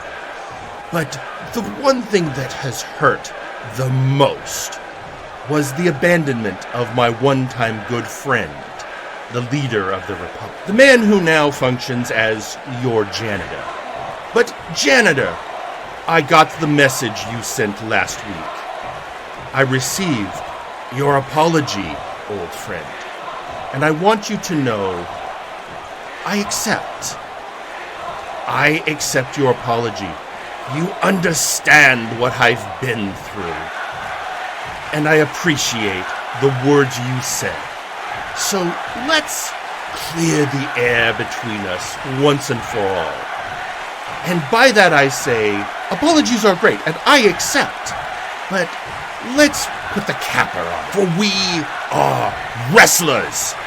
And wrestlers, even if it is the form of an apology, it should be dealt with in the ring, as is right and as is proper.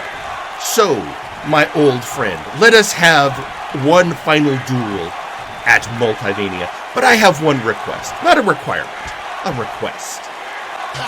Come in your former glorious form.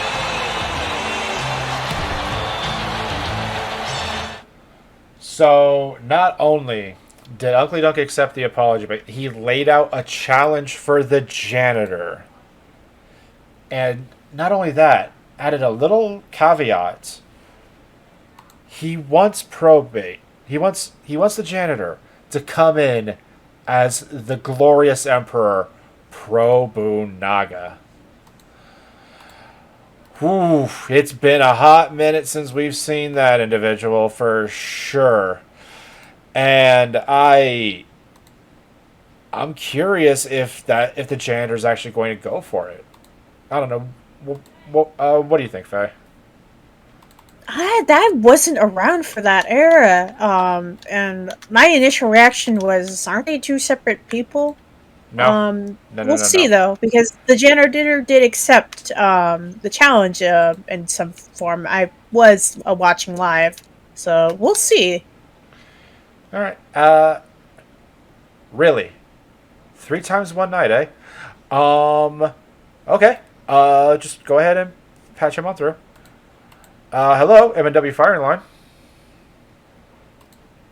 Well, you know what they say, 3 times is the charm. Ladies and gentlemen, from Uncle Dunk's faction of Blood Money, Mr. Butler, how are you doing? I'm fine. Just got something in my eye. The boss is such a humble person, forgiving Probonaga like that. Wouldn't say humble, but yeah, let's just, for the sake of argument, let's go ahead and go with that. So, Mr. Butler, what is the Uncle Dunk estate looking like right now with the challenge that's been laid down? Well, seems like he's truly well, why wouldn't he be on Rebel? He's always on Rebel, but he seems to have gone beyond the pale in this one. Agree to disagree on that one, but you know, my vacation funds have another thing to say about that. But let's not focus on that. Let's focus on the match itself. So, what's not to pry or anything, but what has Ugly Dunk been doing to kind of prepare for to prepare for his match against the janitor? He's been focusing on and rewatching matches from all his old matches in previous MNW history, so he can know what to expect and how to counter it. Well, I will say he does have a few new tricks up his sleeve, much like Uncle Dunk has definitely got a few new tricks up his sleeves ever since last the two have seen eye to eye. But yeah, Faye, did you have anything? Just curious, because obviously Mr. Uncle Dunk, a man of great taste, you would attest. Sir Uncle Dunk, thank you very much. Sir Uncle Dunk. I forget his full name, unfortunately. But, more importantly, his attire. Is he going to be coming out as in anything special, anything especially dapper for the audience and for himself? Because I'd love to see him all dressed to the nines and just a great display of, wealth and glory. Well, that's between us and Uncle Incorporated's haberdashers. All right. Well, until then, ladies and gentlemen, So, Mr. Butler, do you have anything that you would like to tell the Firing Line audience? Simply this: if the boss wills it, I will be willing to stand aside and let him face Probonaga one-on-one. If not, I will be at his side. It's whatever he wishes. I am at his disposal.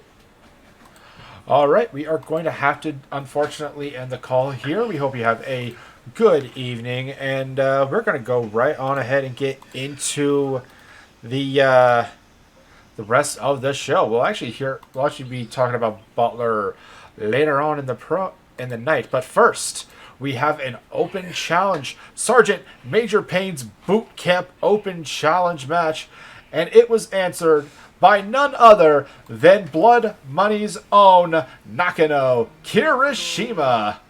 Oh man, we're kind of just hitting all the nails on the head for Blood Money within the 20 minutes. And looks like he's going up against Sergeant Major Payne, the one who initiated this open challenge. Sergeant Major Payne kind of looking for something to prove here.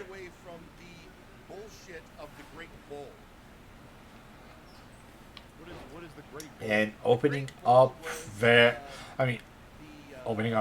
strong. The sergeant trying to take the boots to Nakano Kirishima.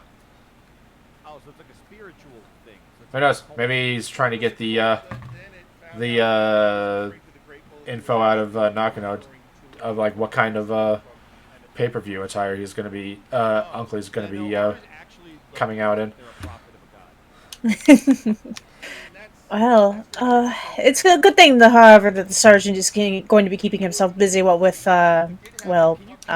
defunct currently being hospitalized as a result of, I believe it's poisoning. I'm not quite sure. He's in a coma, however, apparently. Yeah, he is in a coma, and if I remember correctly, he is, he's going to be under MNW care, under our insurance and whatnot, but I believe he's not with the company anymore. I think that was part of the stipulation, right? Yes, he is no longer going to be wrestling with us anymore. He has essentially left, and he's in no shape to go to Flashbang either. Dr. Grimm certainly saw to that. Well, for that cover kick out right at 2 is Nakano. And Nakano's actually... I'm sorry, go ahead. So it just makes sense that the sergeant is keeping himself busy, making it known that he's not exactly a chump. just doing what the Funk ordered. For sure. I mean, it's like he was trying to. It's like he was saying last week after Ignacio won his match that like him and Ignacio aren't the lackeys that Defunct tried to make them out to be. They're, I mean, hell, so Sergeant Major Payne went toe to toe with Beowulf in the first couple of months of them being a part of MNW, and he got, and I believe in their best of 5 series, they were pretty much dead even until Beowulf came out the victor in a Hell in a Cell match. So yeah, like to anyone who try to consider Sergeant Major Payne a lackey, I would suggest you go back and watch that particular match. He gave it his all and freaking gave it to Beowulf even when he was unmasked. So yeah, watch that match back and be educated, I guess. I don't know. I'm too nice to insult people, I guess. I don't know. Well, with that said, not to be made light of making light of Nakano Kushima either, because he's pulling out a lot in this match. He's digging deep. It's very nice actually to see him just improving himself. As you've seen himself in Mr. Butler, other members of Bubman, just getting just overall just improving their performances. For sure. I mean, we saw Nakano go up against his faction mate, Mr. Butler, like weeks previously, and I mean, especially when it came to training for those to get those trios titles, kicking right at it too. So you got to know that he's got the toughness probably down packed. I mean, getting training with someone who hits as hard as Mr. Butler does. And it looks like we got a tweet out from Rico Rose. Well, he was right on one thing. True warriors set their differences in the ring, not anywhere else. I mean, oh god, the Kinshasa knee strike straight to the dome of freaking Sergeant Major Payne. 1, 2, and 3. Ladies and gentlemen, your winner with a swift and efficient victory, Nakano Kirishima. What a devastating kick by Kirishima. And and you know what? Okay, so I'm just gonna say this. He looks like he's contemplating something, and this is uncalled for right here. He already won the match. He didn't need to do any of this. This was what the hell? Why? Kirishima with absolutely no self-control, attacking Major Payne. I mean, I understand getting caught up in the victory. I understand getting caught up in the moment, but that was not necessary.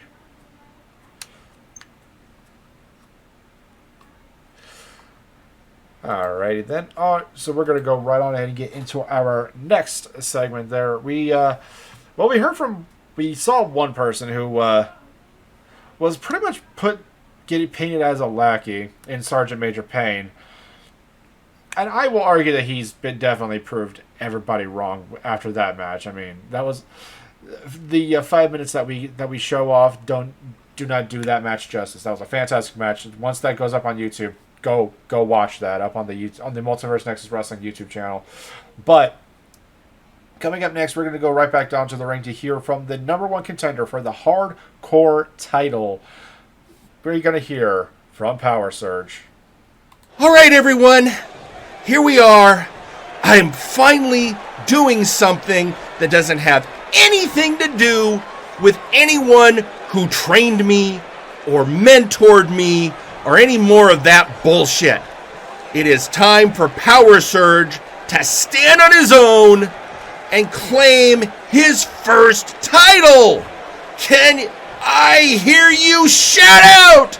Power up! All right, we'll work on the catchphrase, whatever. The point is that I am going to face Suplex Sam at Multivania, and I am going to be your next Warpgate Hardcore Championship. And no, folks, I am not going to limit myself like Sam, who's refusing to use weapons. I am going to use everything, and I mean everything at my disposal.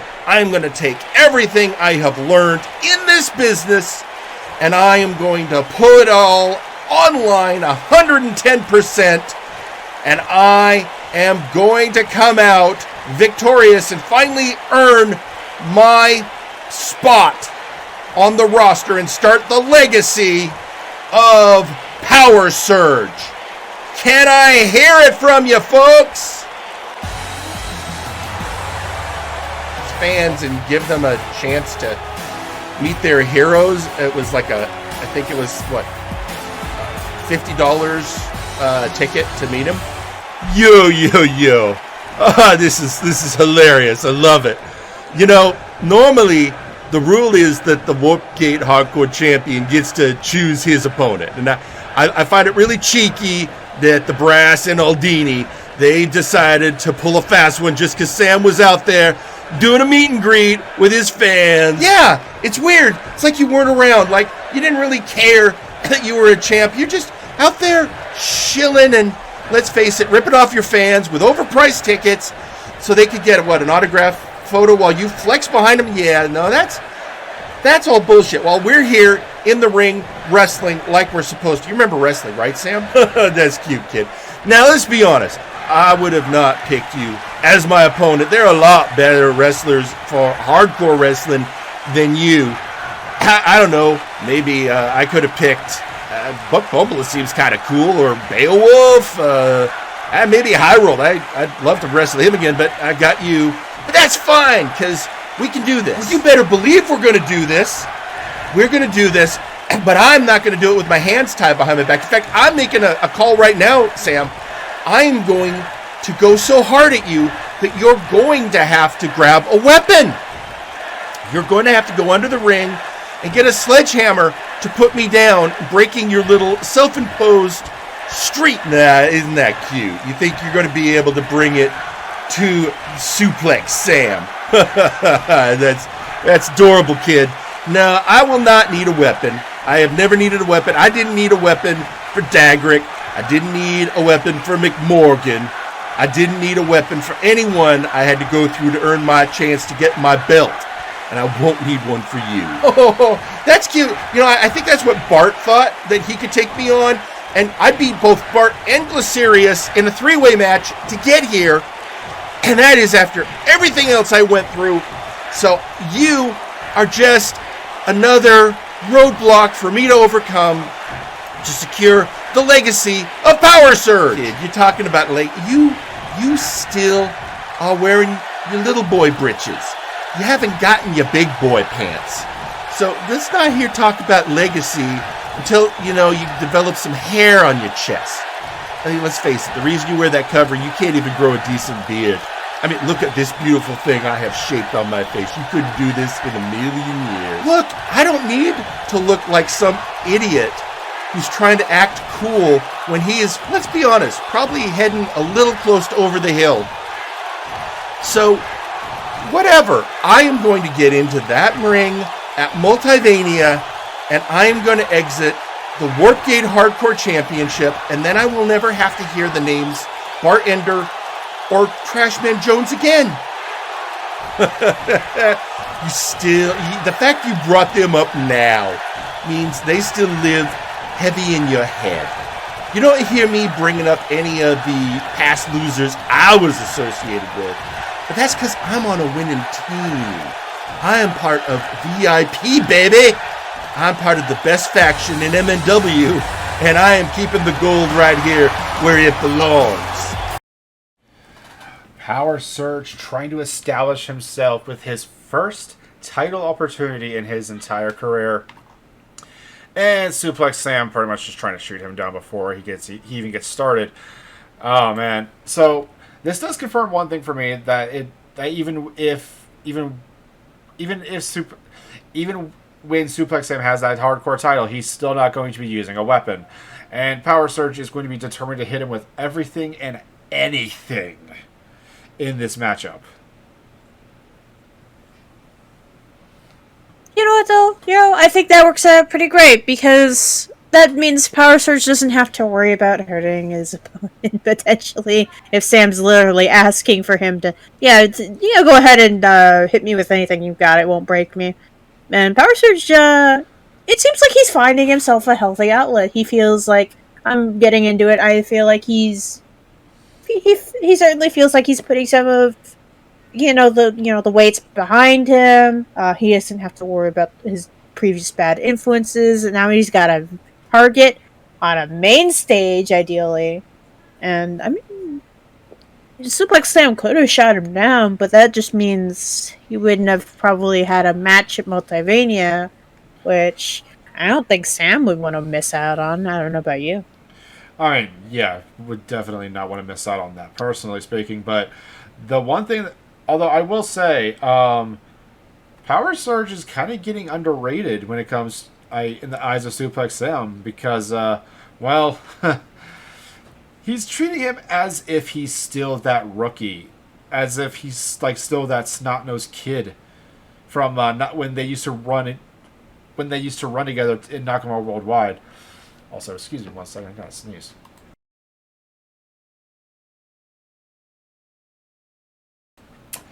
Apologies. So, like, back when they used to run together as Nakamura Worldwide, for those who don't remember, yes, remember Suplex Sam back in Nakamura Worldwide, back when he was, decked out in blue instead of purple and gold? Yeah, I remember too. Those were crazy times. He even dyed his beard blue. Crazy. So, I think that Suplex Sam is going to be a little bit. He's going to be very surprised come on the night of Multivania when Power Surge takes a sledgehammer and smashes those sunglasses, or hell, maybe he takes. I don't think he'll be. Yeah. Maybe he takes the chainmail and kind of wrings his neck. I don't know. Yeah, I think he'll swiftly realize that kid ain't no kid anymore. For sure. I mean, he's been up against mostly his mentor figures, but he's still a very fierce competitor. And yeah, I mean, I keep mentioning it, but personally, one of the things that actually hooked me onto Power Surge, not only just getting past Bart Ender, he went toe to toe with Labras. Yeah, he had other help, but he was last man of 3 up against a Minotaur. Like, my God, like, you have to be tough and a little bit clever to navigate that sort of scenario. So I think Sam is underestimating Power Surge a little too much. I think Power Surge is gonna get pull out a couple tricks even Sam might not be expecting. For sure, but until then, we still have a whole lot more show to go through. Coming up next, though, ladies and gentlemen, we were talking about open challenges earlier in the night, and we had one from Mr. Butler, who we heard from earlier, and who was to answer the challenge but the gore wheel of the Toxic Wastelanders and the administration. Forrest the Fortress Wade of the administration and the Absolute Units.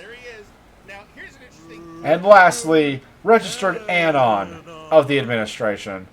Now, earlier on in the night, we heard some words from Forrest the Fortress and, well, I guess he had the mask off, so Gordon Wheeler instead of Gore Wheel, about how they don't feel like their allegiance, it feels like their allegiances are a little wonky, to say the least. But even so, they are getting along fairly amicably, although there was the matter of the open challenge. So, for those of you who aren't familiar with it, a number of weeks ago, Mr. Butler issued an open challenge to any member of the administration. He spoke on a number of things, including the performance of the Bad Batch, and generally how they all intend to stand against the administration for the foreseeable future.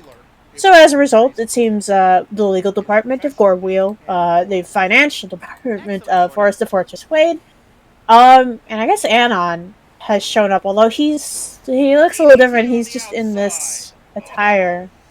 Apparently there was something about a sign left on HR about out to the beach. Yeah, I want to point something out. We saw 2 Anons arguing with multiple Anons being implicated, and fucking Jerry and Pete don't know anything about it. The actual hell. There was a commercial break at the time that this was going on, apparently. So I don't know. Listen, I understand if, like, I understand when it came to, like, the Wilson-Juan match, when there was, like, some time fuckery there. I understand that. But this was two Anons arguing with one another. And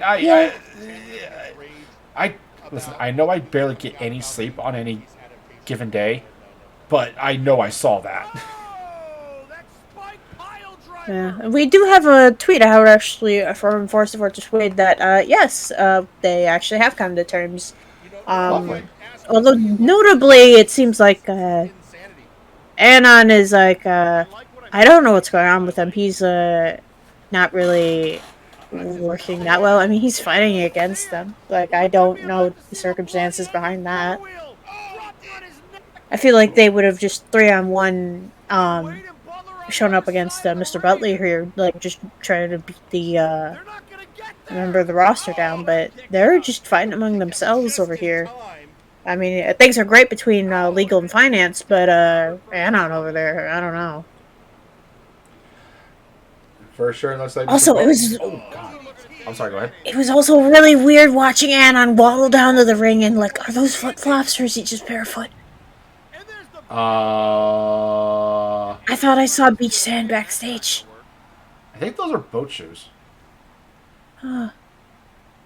You know, like the kind that you wear on like a cruiser or something. Yeah. I don't know what to make of this all. Looks like Butler going in for the cover, kicking out not even at one is Gore Wheel.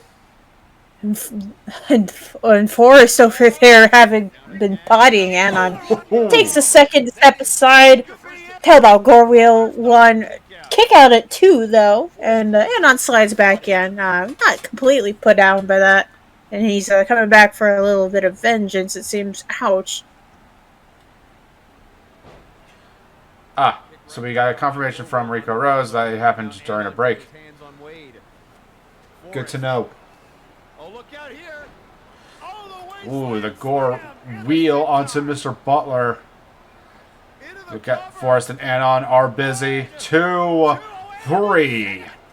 Ladies and gentlemen, your winner, Gore Wheel. Legal department looking strong. His closing argument was very strong in that match. That's wordplay. Shut the hell up. I like that, actually. Maybe he can... that could be a new move of his, closing arguments. We can pitch that to him later when we have to go over copyright issues.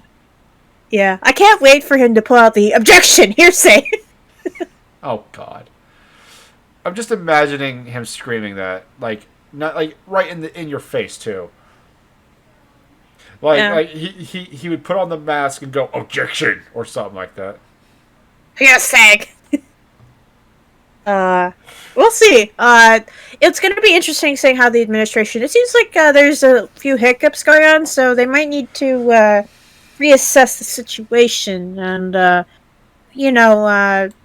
maybe take a more moderate approach because they're facing a lot of hostility from the locker room as it is as a result of the pushes that HR tried to do with the main man, and we still haven't heard from him since. And Anon, it seems like, has just decided to go on holiday for the foreseeable future. Well, it's not just the pushes. I mean, like I can understand the pushes. It's the problematic. Xenophobia. I was gonna say problematic messages, but let's just rip the Band-Aid off. Yeah, the xenophobia against anyone who isn't humanoid. Mm-hmm. And once again, we here in MNW are very inclusive. I mean, robots, demons, devils, angels, whatever the hell. Bees. There are bees. We do have bees, Faye. Hell, we even whatever the hell Lord V is. I mean, all are welcome in MNW. The comments from HR are not shared amongst the entirety of the company. But you talked about a bunch of vicious psychopaths. Well, we hear from the Murder Cave's own Arkolf.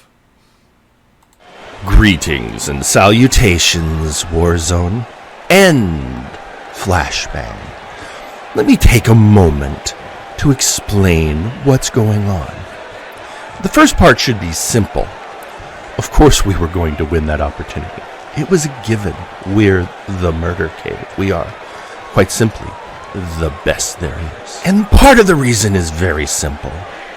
Those belts, those trios belts, were a Warzone championship that just happened to be won by members of the Flashbang roster, and they've wallowed over there long enough. And it was tolerable while Doom held those belts. Doom are impressive.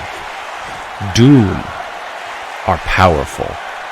But now, your belts are held by a group of barnyard rejects. A chicken, a bull, and a fox. Don't get me started on the frog. And enough of that. It's time for those belts to come back to a proper team on a proper show. Enough of this B-team work. They haven't even gone through proper gateway matches, most of them. So, those belts, they're coming home to the greatest team in MNW, the Murder Cave, which, let's be honest, whichever show we're on is the greatest show. So, AAA, El Pollo, you say that you have the power of La Familia. You've built a little family of your filthy animals. But that won't be enough to face the Murder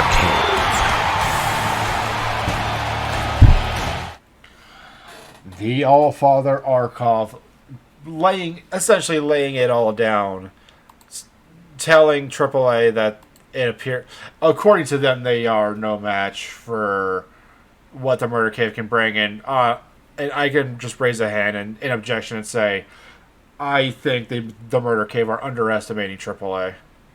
Because they are very formidable. I mean, they've been cutting their teeth in Flashbang for the past 3 years. And I think they are more than ready for this.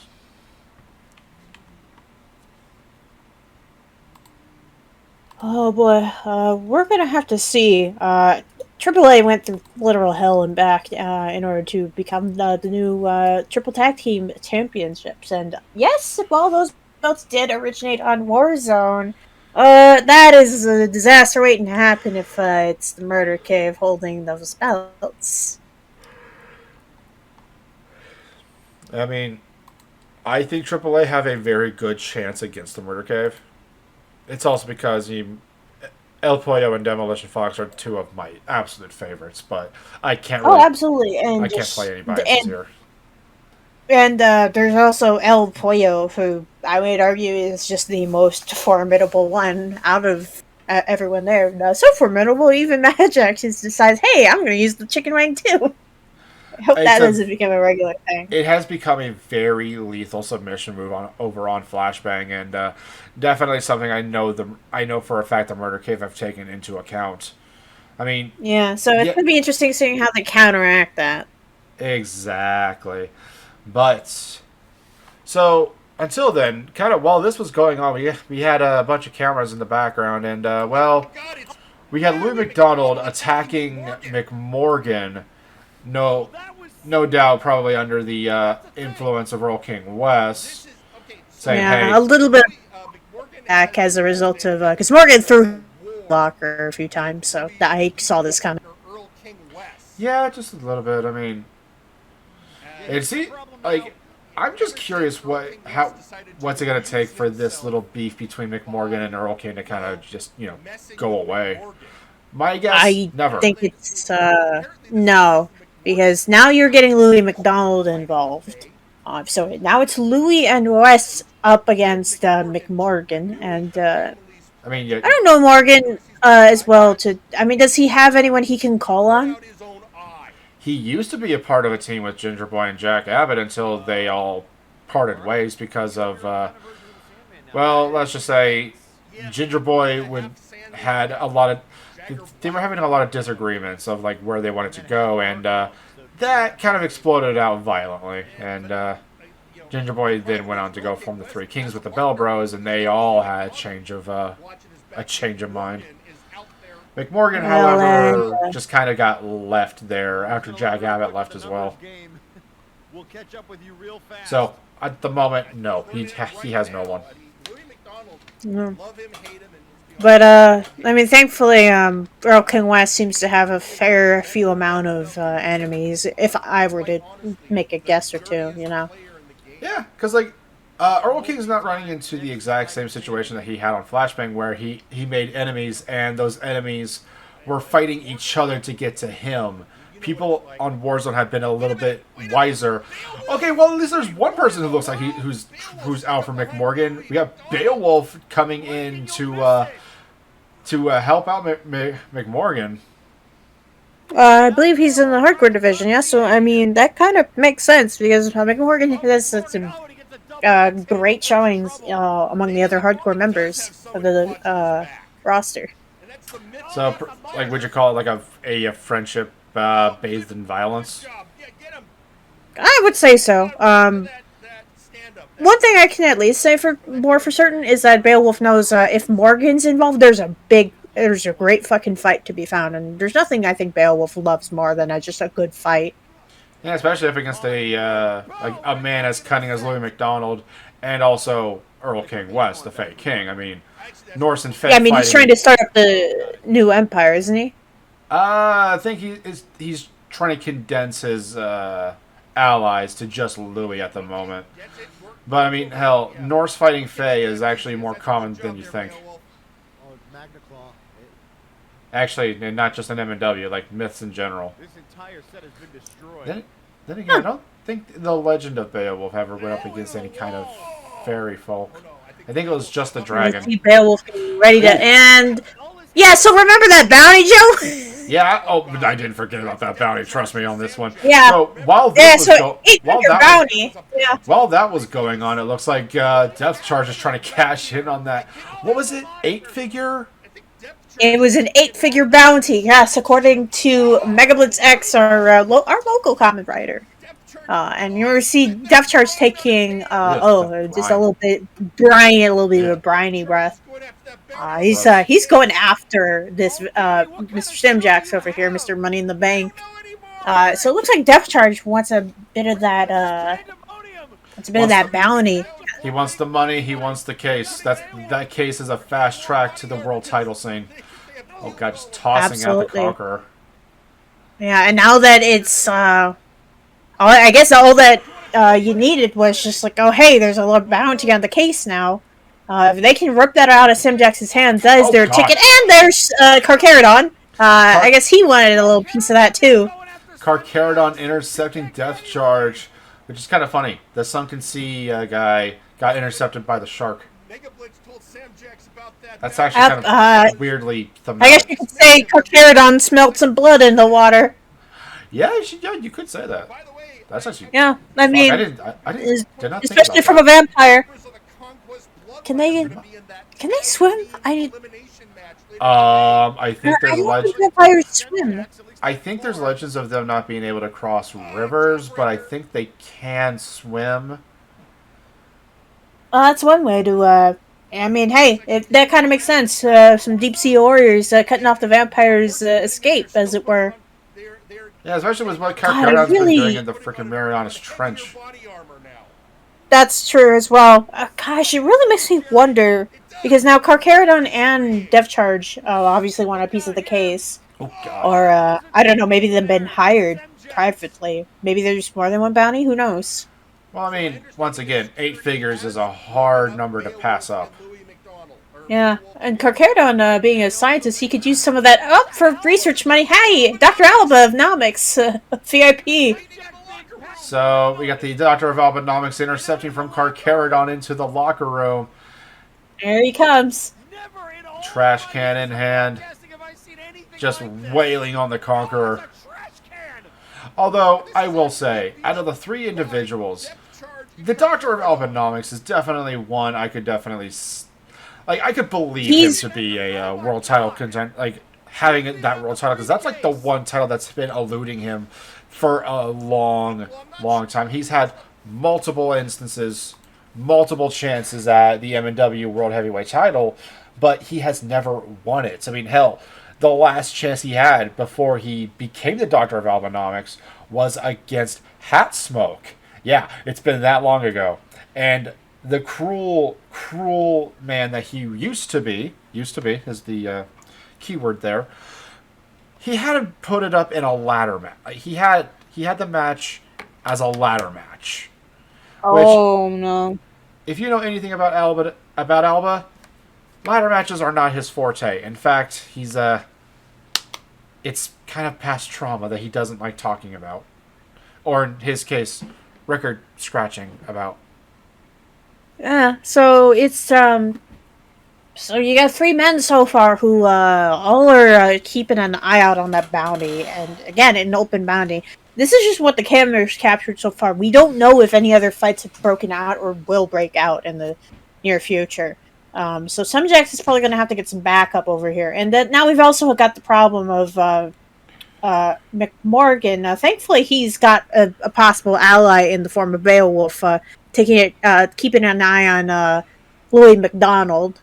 So it's going to be interesting. I feel like some lines in the sand are going to be drawn here, but it's also interesting because yes, the bloodline is going to be busy, but they are, I believe, in the at least the Warzone tag team title contention.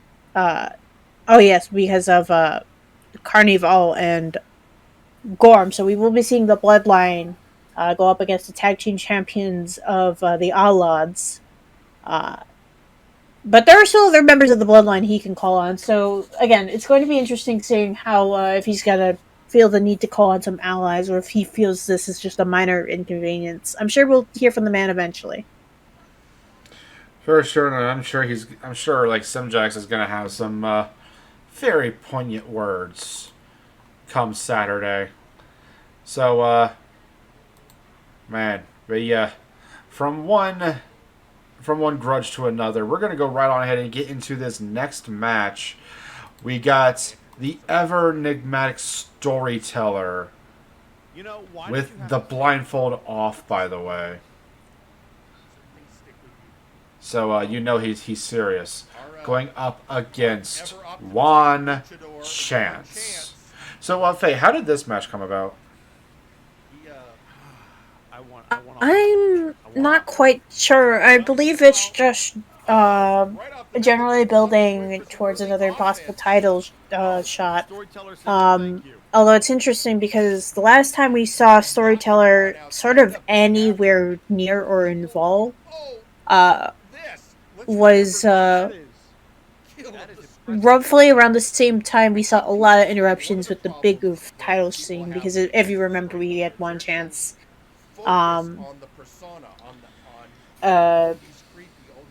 Raphael Sampson and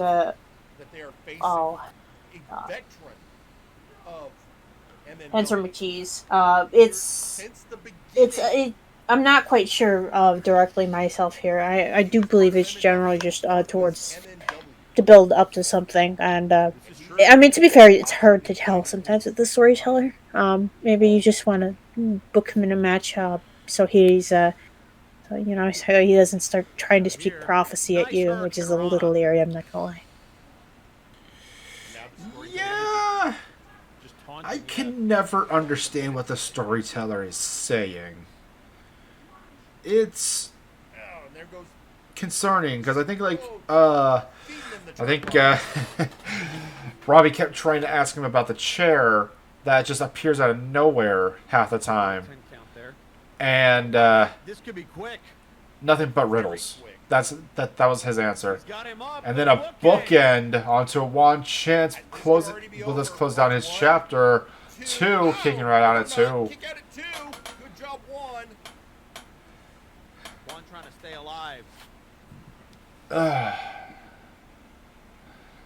Apologies, ladies and gentlemen. Almost looked like he was powering up. But I mean, this could honestly set up a future title match, especially with well, didn't Kane try to get some words with the storyteller last week about Dr. Grimm, and he got met with just about no information. Ooh, God, a second bookend. Yeah, that is kind of regular though with the storyteller, who, as you had to later explain to me, is an old friend or allies of Grimm's, which is always concerning. Yeah, just about. Hmm. And they seem to be in. They still seem to be decently, like, somewhat well communicated with. Because, like, I mean, hell, they used to. Whenever one of their promos aired, they would actually call out chess moves as if they were playing a game with each other. Whether that game has been won or not is still up in the air. Storyteller man maintaining thigh control. Remember the storyteller. This is a man who very methodically manufactured and trying to maintain some thigh control against the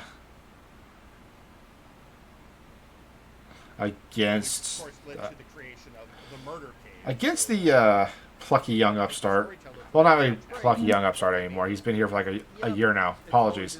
Super kick. Oh God, that super kick straight to the dome of Juan Chance. I mean, he just cold cocked him. Yeah. Although, I will say, either of these men would definitely make interesting Nexus Titan contenders. Storyteller, I know for a fact, can bring out a good match, and Juan Chance, that would be another opportunity for him to go for the Nexus Titan Championship. He got him. He got him. That can't be the name of that movie. It can't be named The Enchilada. And we have Juan Chance picking up the victory with that spiked flatliner. What a victory! Juan Chance reveling in his victory. And here we have this motherfucker, Dr. Grimm. Hope your island burns. Juan is like, wait, what did I do? Dr. Grimm attacking Juan And then just Chance. attacking Juan Chance right after the match. Storyteller looks like he's just going right back to the back. Storyteller came out last week for Grimm's match and just sort of watched on the outside. And these two are up to once again, I have no idea what Grimm's even doing here. Why is he going after Juan Chance of all things? Juan's in a lot of trouble. He sure, look at Grimm just methodically stalking him. He's already put the funk down. And just staring down at Juan Chance. Just waiting for Juan to get up. Oh my God. This is, you want to just toying with him. Just messing.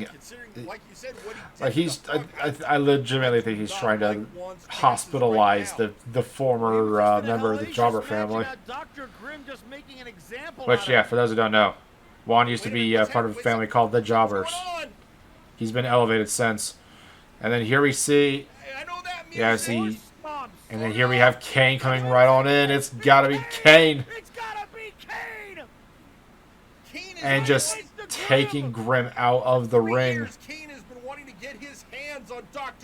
And we have Juan Chance and Kane looking at each other as if they really can't trust one another. And I'm not going to lie, I don't blame either of them. So yeah, that was a interesting segment to end that on.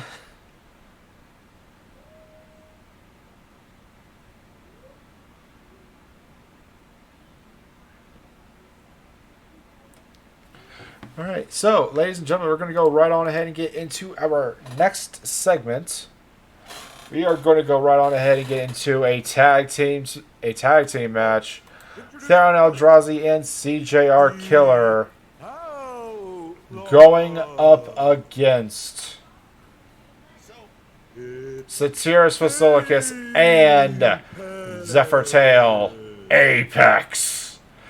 Flashbang representing in this show, and the two big guys are just going right on ahead. We have a hoss fight, ladies and gentlemen. And I haven't said this in a while. The CJR stands for Cash Jobs Repeat. It does.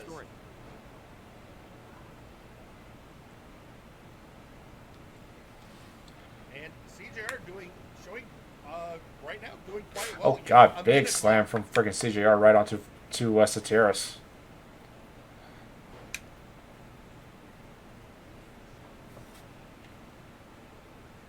Well, I for one will be very interested in seeing a. Oh god, slamming him down once more. Jesus. Labras. Labras? Ah. Labras. Yes. The gray white one. Yes, is Labras. I need a note card. Is what I need. Look out here, double team maneuver, big splash by Theron. I mean, I know for you mine, but I don't think these cutesy drawings over here of Minotaurs are very helpful to you. No, Phyllis is she's a good artist, but they're not really helping me out in anything because, well, they're on notepads. Well, here's the easier way to tell them apart. Satyrus is the one who hasn't lost yet. And Labras, as I pointed out again, he has been beaten a few times in the past, discounting the one showcase he was running on. That he ran in on Warzone. But beyond that, it's very interesting seeing Zephyr Tail actually out here. I mean, for sure. I mean, they've been trying to get. I mean, Apex has been chopping out the bits to get to the Outlaws. Granted, the Outlaws' need to get back at Apex is kind of stronger, but Apex is taking a more calculated approach, kind of reflecting Mizuki's orders in this, well, all-out war that she declared just a few months, like what, 2 months ago? Roughly so. How no one is really no one's really going to be safe. It's going to be interesting seeing any members of Apex go up against Wilson, though. I'm not gonna lie. I mean, that would be interesting to say the least, but like, I don't know when they would go up against Wilson of all people. Like, yeah. When the Outlaws were talking about like trying to add members, Wilson was brought up, and then both Theron and CJR collectively said no. No, Wilson has his own concerns. So as long as Apex doesn't interrupt any of his matches, we'll see. It will be interesting seeing and trying to calculate what Mizuki has in mind for the rest of the faction. Because I don't think the list stops at the Outlaws and Gemini. I think there's a lot of other people they'd be interested in fighting. And the unfortunate thing is just because of sheer numbers, Apex has a lot of people they can rotate in or out. So it's going to be harder for the Outlaws to easily get some muscle power in. For sure, and each individual member of Apex is as mighty as the next one.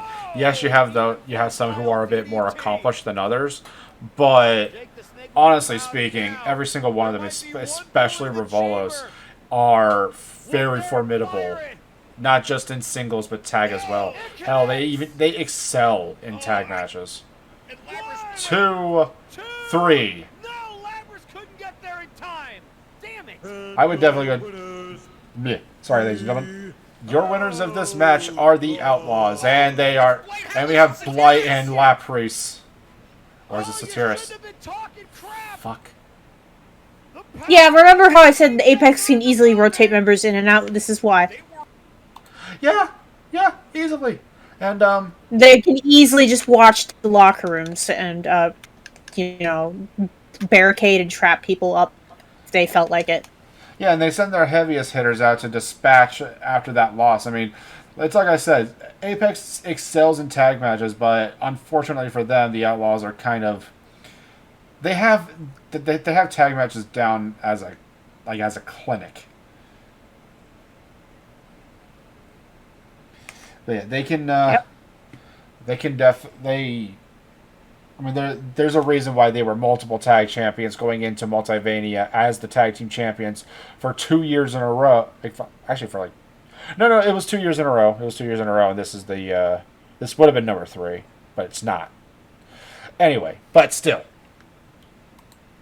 So, we'll be hearing about what that match is going to be later on, hopefully tomorrow or on Wednesday or on Saturday, because this feels like it's coming to a head soon, and I mean, Gemini laid out the challenge for a possible 3, 4, 5-man match. Only time will tell at this point. Speaking of possible multi-man matches, we have coming up next a you can call this a showcase, but it is a tag team title contender showcase match with Istanbul and Mr. Enigma of Jiff Inc., Wonderball and Leonid Sanchez of High Voltage, Gorm and Carnival of the Conquest Bloodline, and Strongman and Flyboy Bell, the Bell Bros representing the Three Kings. Yeah, they all just rush down to the ring, no entrances, no fanfare, just straight up violence. And I just want to point something out because this keeps happening. I pointed this out last week. Flyboy immediately went for the biggest guy in the room. Why does he keep doing this? Oh god, head scissors though. This is vicious streak, but he's probably gonna need all that tenacity because there's a lot of big guys right now. But still though, he went for the biggest and arguably the baddest in Gorm. Yes, it's fucking Gorm, as he loved to say over here on Warzone. Yeah, at least Strongman's kind of going with a smart decision and going with against Mr. Enigma. You know, not the biggest fucker in the room. Granted, I will say Enigma would be formidable against Strongman because Enigma is a specialist in leg-based submission moves, and Strongman does not have the best track record when it comes to submissions. And here we have Wonderball going up against Carnival, or now he's going up against Gorm after Gorm sent Flyboy to the outside. And Leonid going up against Istanbul and getting immediately put on the floor. God, I mean, who'd you have in this match though, Faye? Oh, I was interested actually in seeing Mystery Inc. do some work because with them all being newly formed and aligned together, there's a whole lot of interesting combinations you could do going into Multiverse. Although you could honestly say the same of the Bloodline, which again they've been very focused. I'd love to see Jiff or Mystery Inc., but I'm gonna have to kind of go for the Bloodline because if they're not there, all focused on some Jacks and like helping him, they're gonna be all completely focused on what they're pursuing next, which, as we've seen, has been the tag division. And like I said, when it comes to submission moves, Strongman has a very horrible track record, and we got Carnival pinning the Flyboy. The Bells have been eliminated, which is unfortunate because that was my pick to win. And yes, I'm going to be a little biased when it comes to the Bells because I am Flyboy's translator when he gets like really pissed. And also we come from the we're essentially from the same city. And interesting. Yeah, he's they have billed him from Mexico City, but he's from Indianapolis, but he lives out in Mexico. Ah, I gotcha. Yeah. And we got Wonderball on the outside, Istanbul, and Leonid Sanchez still kicking around. Got Gorm looking like he's about to pin Wonderball. 1, 2, 3. Well, Leonid could not save his partner in time. So now it's Istanbul. Huh, when did Enigma get eliminated? Istanbul, Leonid Sanchez, and Carnival and Gorm. The Conquest Bloodline being the only team left. And now it's only Leonid Sanchez. left in the ring with Carnival and Gorm. He's literally caught between a rock and a hard place. And I'm not even trying Why'd you to be... say it like that? I am not even trying to be funny. Oh my god. Listen. I don't make these things up. Yeah, that's fair. Again, Gorm is right. Oh, maybe I spoke too soon. Ah.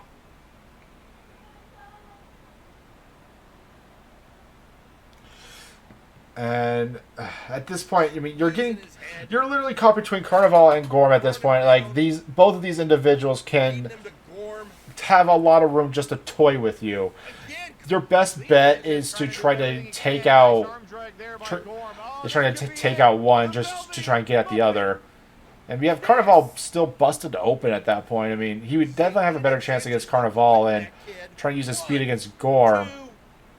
But unfortunately, one Velvety Muppet Kiss and the #1 contenders for the Tag Team Championships for Warzone going into Multivania, the Conquest Bloodline, Carnival and Gorm.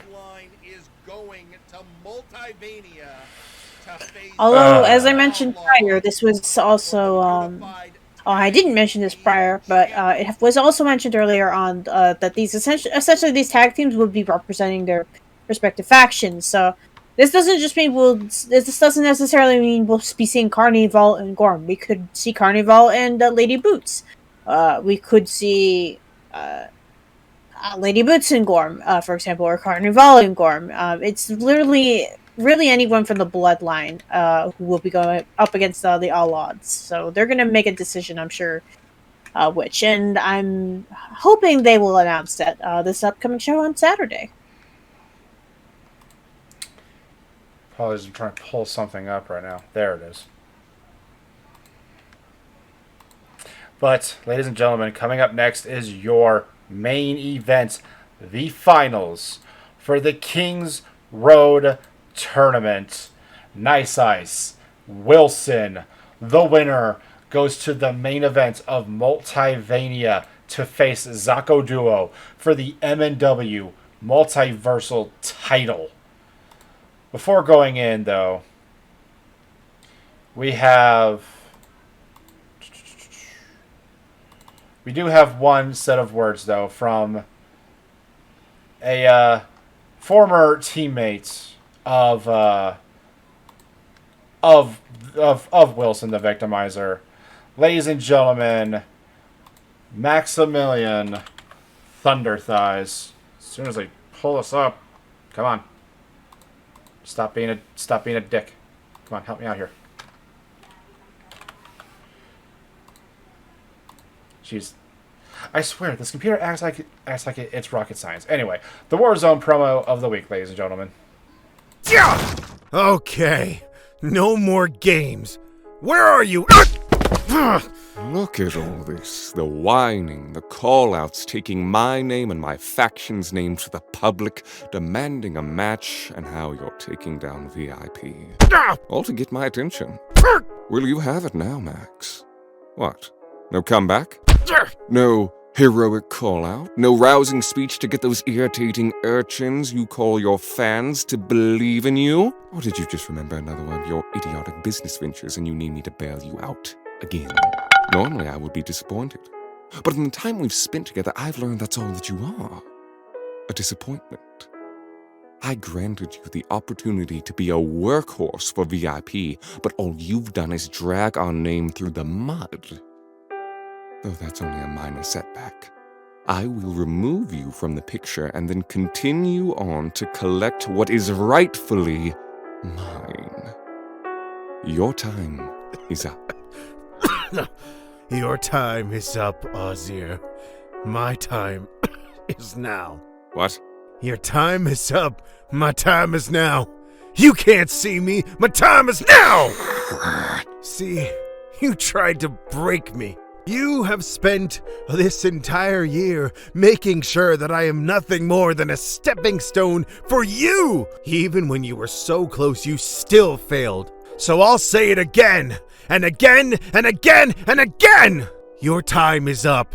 My time is now. Ah, so it's copyright infringement. I didn't think even you were that dumb. Your time is up. My time is now. My time is up. My time is up. My time Maximilian. is up. My time is up. Silence! My time is up. My time is up. My time is now. That's all you have. Constantly repeating someone else's catchphrase, dealing with you, is the single biggest mistake I have made. I should have let you rot on your debts. I would have been a world champion if I hadn't wasted my time with you. Then why don't you prove it? Let's put this hell of a year behind us and end it all at the biggest stage, at the biggest time. It isn't your time. It's my time now. I'll see you there. And after those strong words from Maximilian Thunder Thighs, here we are, the finals of the Kings Road Tournament. Nice Ice, the Victimizer Wilson, who's going to main event one of the nights of Multivania. Faye, who did you have? Oh, it is,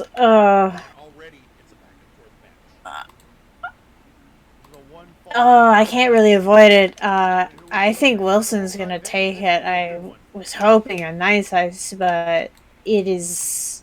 Wilson has proven he is just another a complete force of nature at this point. Yeah, ever since losing to Juan Chance back at Future Shock, not Future Shock, the Super Show, back at the Super Show, he has been just determined. I mean, hell, dubbing himself, and aptly so, the Victimizer, has been on a bloody path to this opportunity, to the finals of the King's Road, and let's say it, and I'll say it, possibly to the main event of Multivania for a World Heavyweight title shot. Sorry, a Multiversal title shot.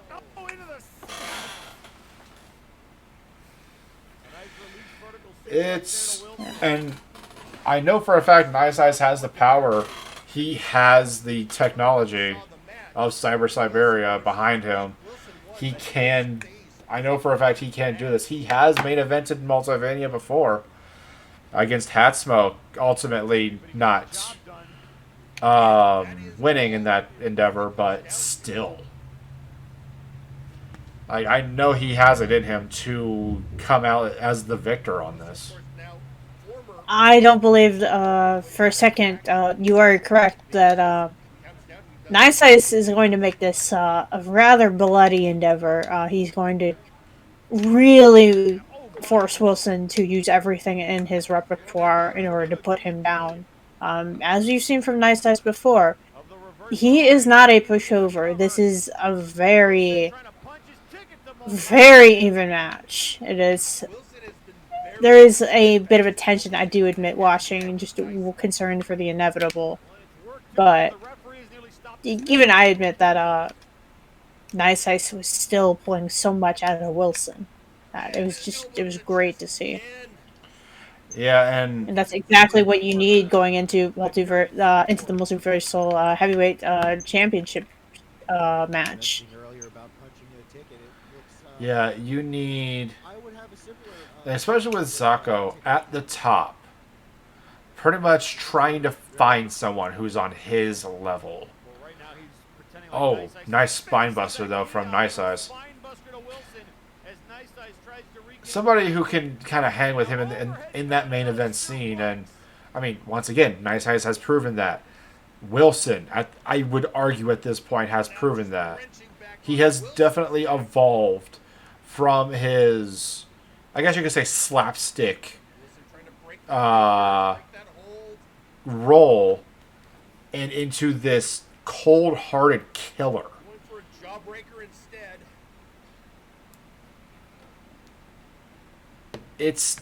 I'm not gonna lie, it's a very it's a very stark contrast to who he was, but the main question is it better? Is he better? I would argue no. I would actually say he's much worse. He's more cruel, more sadistic. I don't know what he would be as the multiversal champion. And the kill switch has been engaged. 2, 3.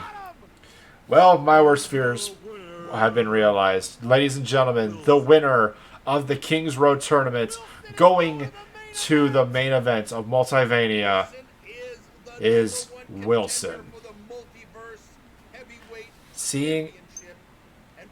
He's finally seeing his, I guess you could say, his destiny trying to be realized. But yeah, ladies and gentlemen, Zako Duo versus Wilson for the MNW Multiversal title. That is going to be a bloodbath.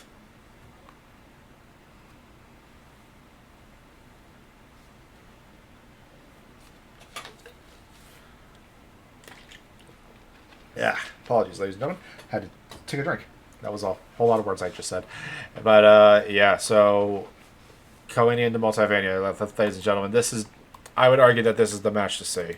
This is definitely going to be the one that people talk about for years to come. But until then, we have one more thing left, and that is the moment of the week. And he just ran over Nice Ice. Uh-oh. You don't see Wilson's not much of a flyer. No, but the leg drop across the chest. And now Nice Ice with nowhere to go. Getting up and... Oh no, here it is! Trying to cut the power, the kill switch! Good night! Wilson might be going to Multivania! He got him! And your winner, Wilson. Wilson is going to the main event! Wilson is the #1 contender for the Multiverse Heavyweight Championship and will face Zako Duo in the main event at Multivania.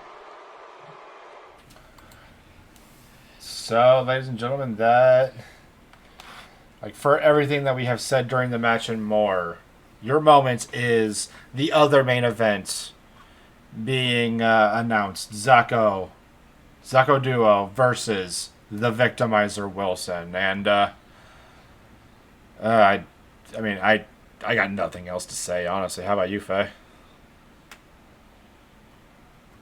No, we have been waiting just to confirm, like, who is going to be up on that stage in the biggest match. And for a while, we thought, maybe things with the administration would pan out and they would go into Multivania as their push with the main man, but that didn't work out. Zako defied the odds once again. And he's been trying to defy the odds since he got here on day one, so it will be interesting seeing can Wilson take that belt off of him in Multivania. But until then, No we will tricks, nothing special, just Wilson.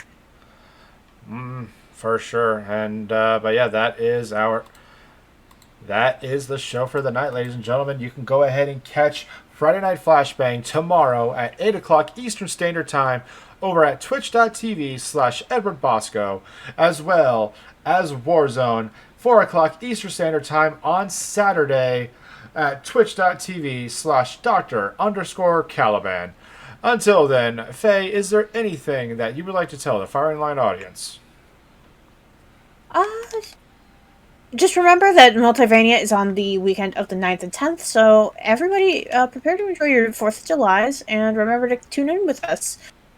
We do have some pre-Multivania content. We do have the pre-show days, so do not forget that, which will eventually be airing. And also check out our YouTube channel for any VODs you might have missed.